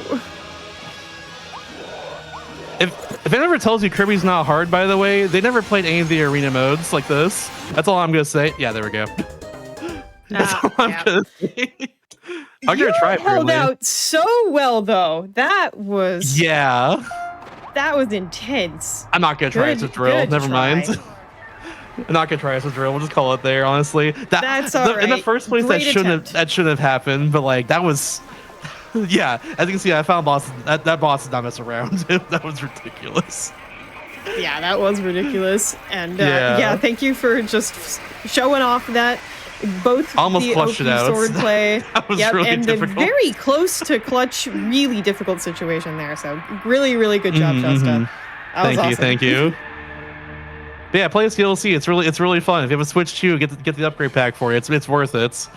You get that, which is an incredibly hard challenge. One of the hardest challenges in all of Kirby, I would say, in general, and like across all of the games. It's ridiculously difficult. And also, of course, you get the rest of Starcross World, which is a lot of stuff to do in the first place. There's so much to do getting the Starries in that, and like, yeah, there's just more songs, more just really cool things to look at with this. Lots of creatures on top of that. It's fantastic. It's really good. If you like Forgotten Land, Switch 1, they made more of it. It's awesome. Yeah, and if you have any shout outs besides just play this super cool game, now is a good time as well. Shouts about the Kirby Speedrun community. We have many resources for getting to different Kirby games, such as this one as well. And also like the runs that are in SGDQ, funnily enough, Nightmare Dream Man, Kirby's Dream Man 2, and Air Riders. There's a lot of resources for getting to those too. You can join any Kirby Speedrun Discord by joining the main one on speedrun.com. by just going to any of the games that aren't like Air Riders, and Epic Yarn. They all have their own Discords, but yeah. They're very good. And also, if you want to see more stuff from me, I do have my Hotfix show. I should be at next show on Friday, funnily enough. Do all the things every Friday. And also, you can follow me on Twitch, twitch.tv/mr_Shasta. I do a thing in there called DS Destruction, where I try to beat every Nintendo DS game ever made. I should be beating, after almost 60 hours of playing it, Shin Megami Tensei Devil Survivor after my Hotfix show on Friday. So hopefully I can do that. I am on the final boss, but that game is a grind, but it's very good. But yeah, that's all the plugs gotta make here. That's it for me, I think. Well, thank you, Shasta. That was awesome. Definitely do tune in for Do All the Things. That is going to be delightful. I know we have a creature game on that one, actually. It's going to be Sly Cooper. So if you like creatures, it's Monkey Ball too. Be continued. Yeah, exactly. So lots and lots of creatures on that show as well. But of course, if you missed out on Out of the Box or Creature Corner, you can stay tuned because we will be replaying both shows right after this. And of course, as we were just talking about, tune in Friday at 7 p.m. Eastern for Do All the Things, followed by Parallel Universe. Thank you for joining us on this Switch 2 Creature Celebration show. That was a lot of fun, and have a good night, everybody.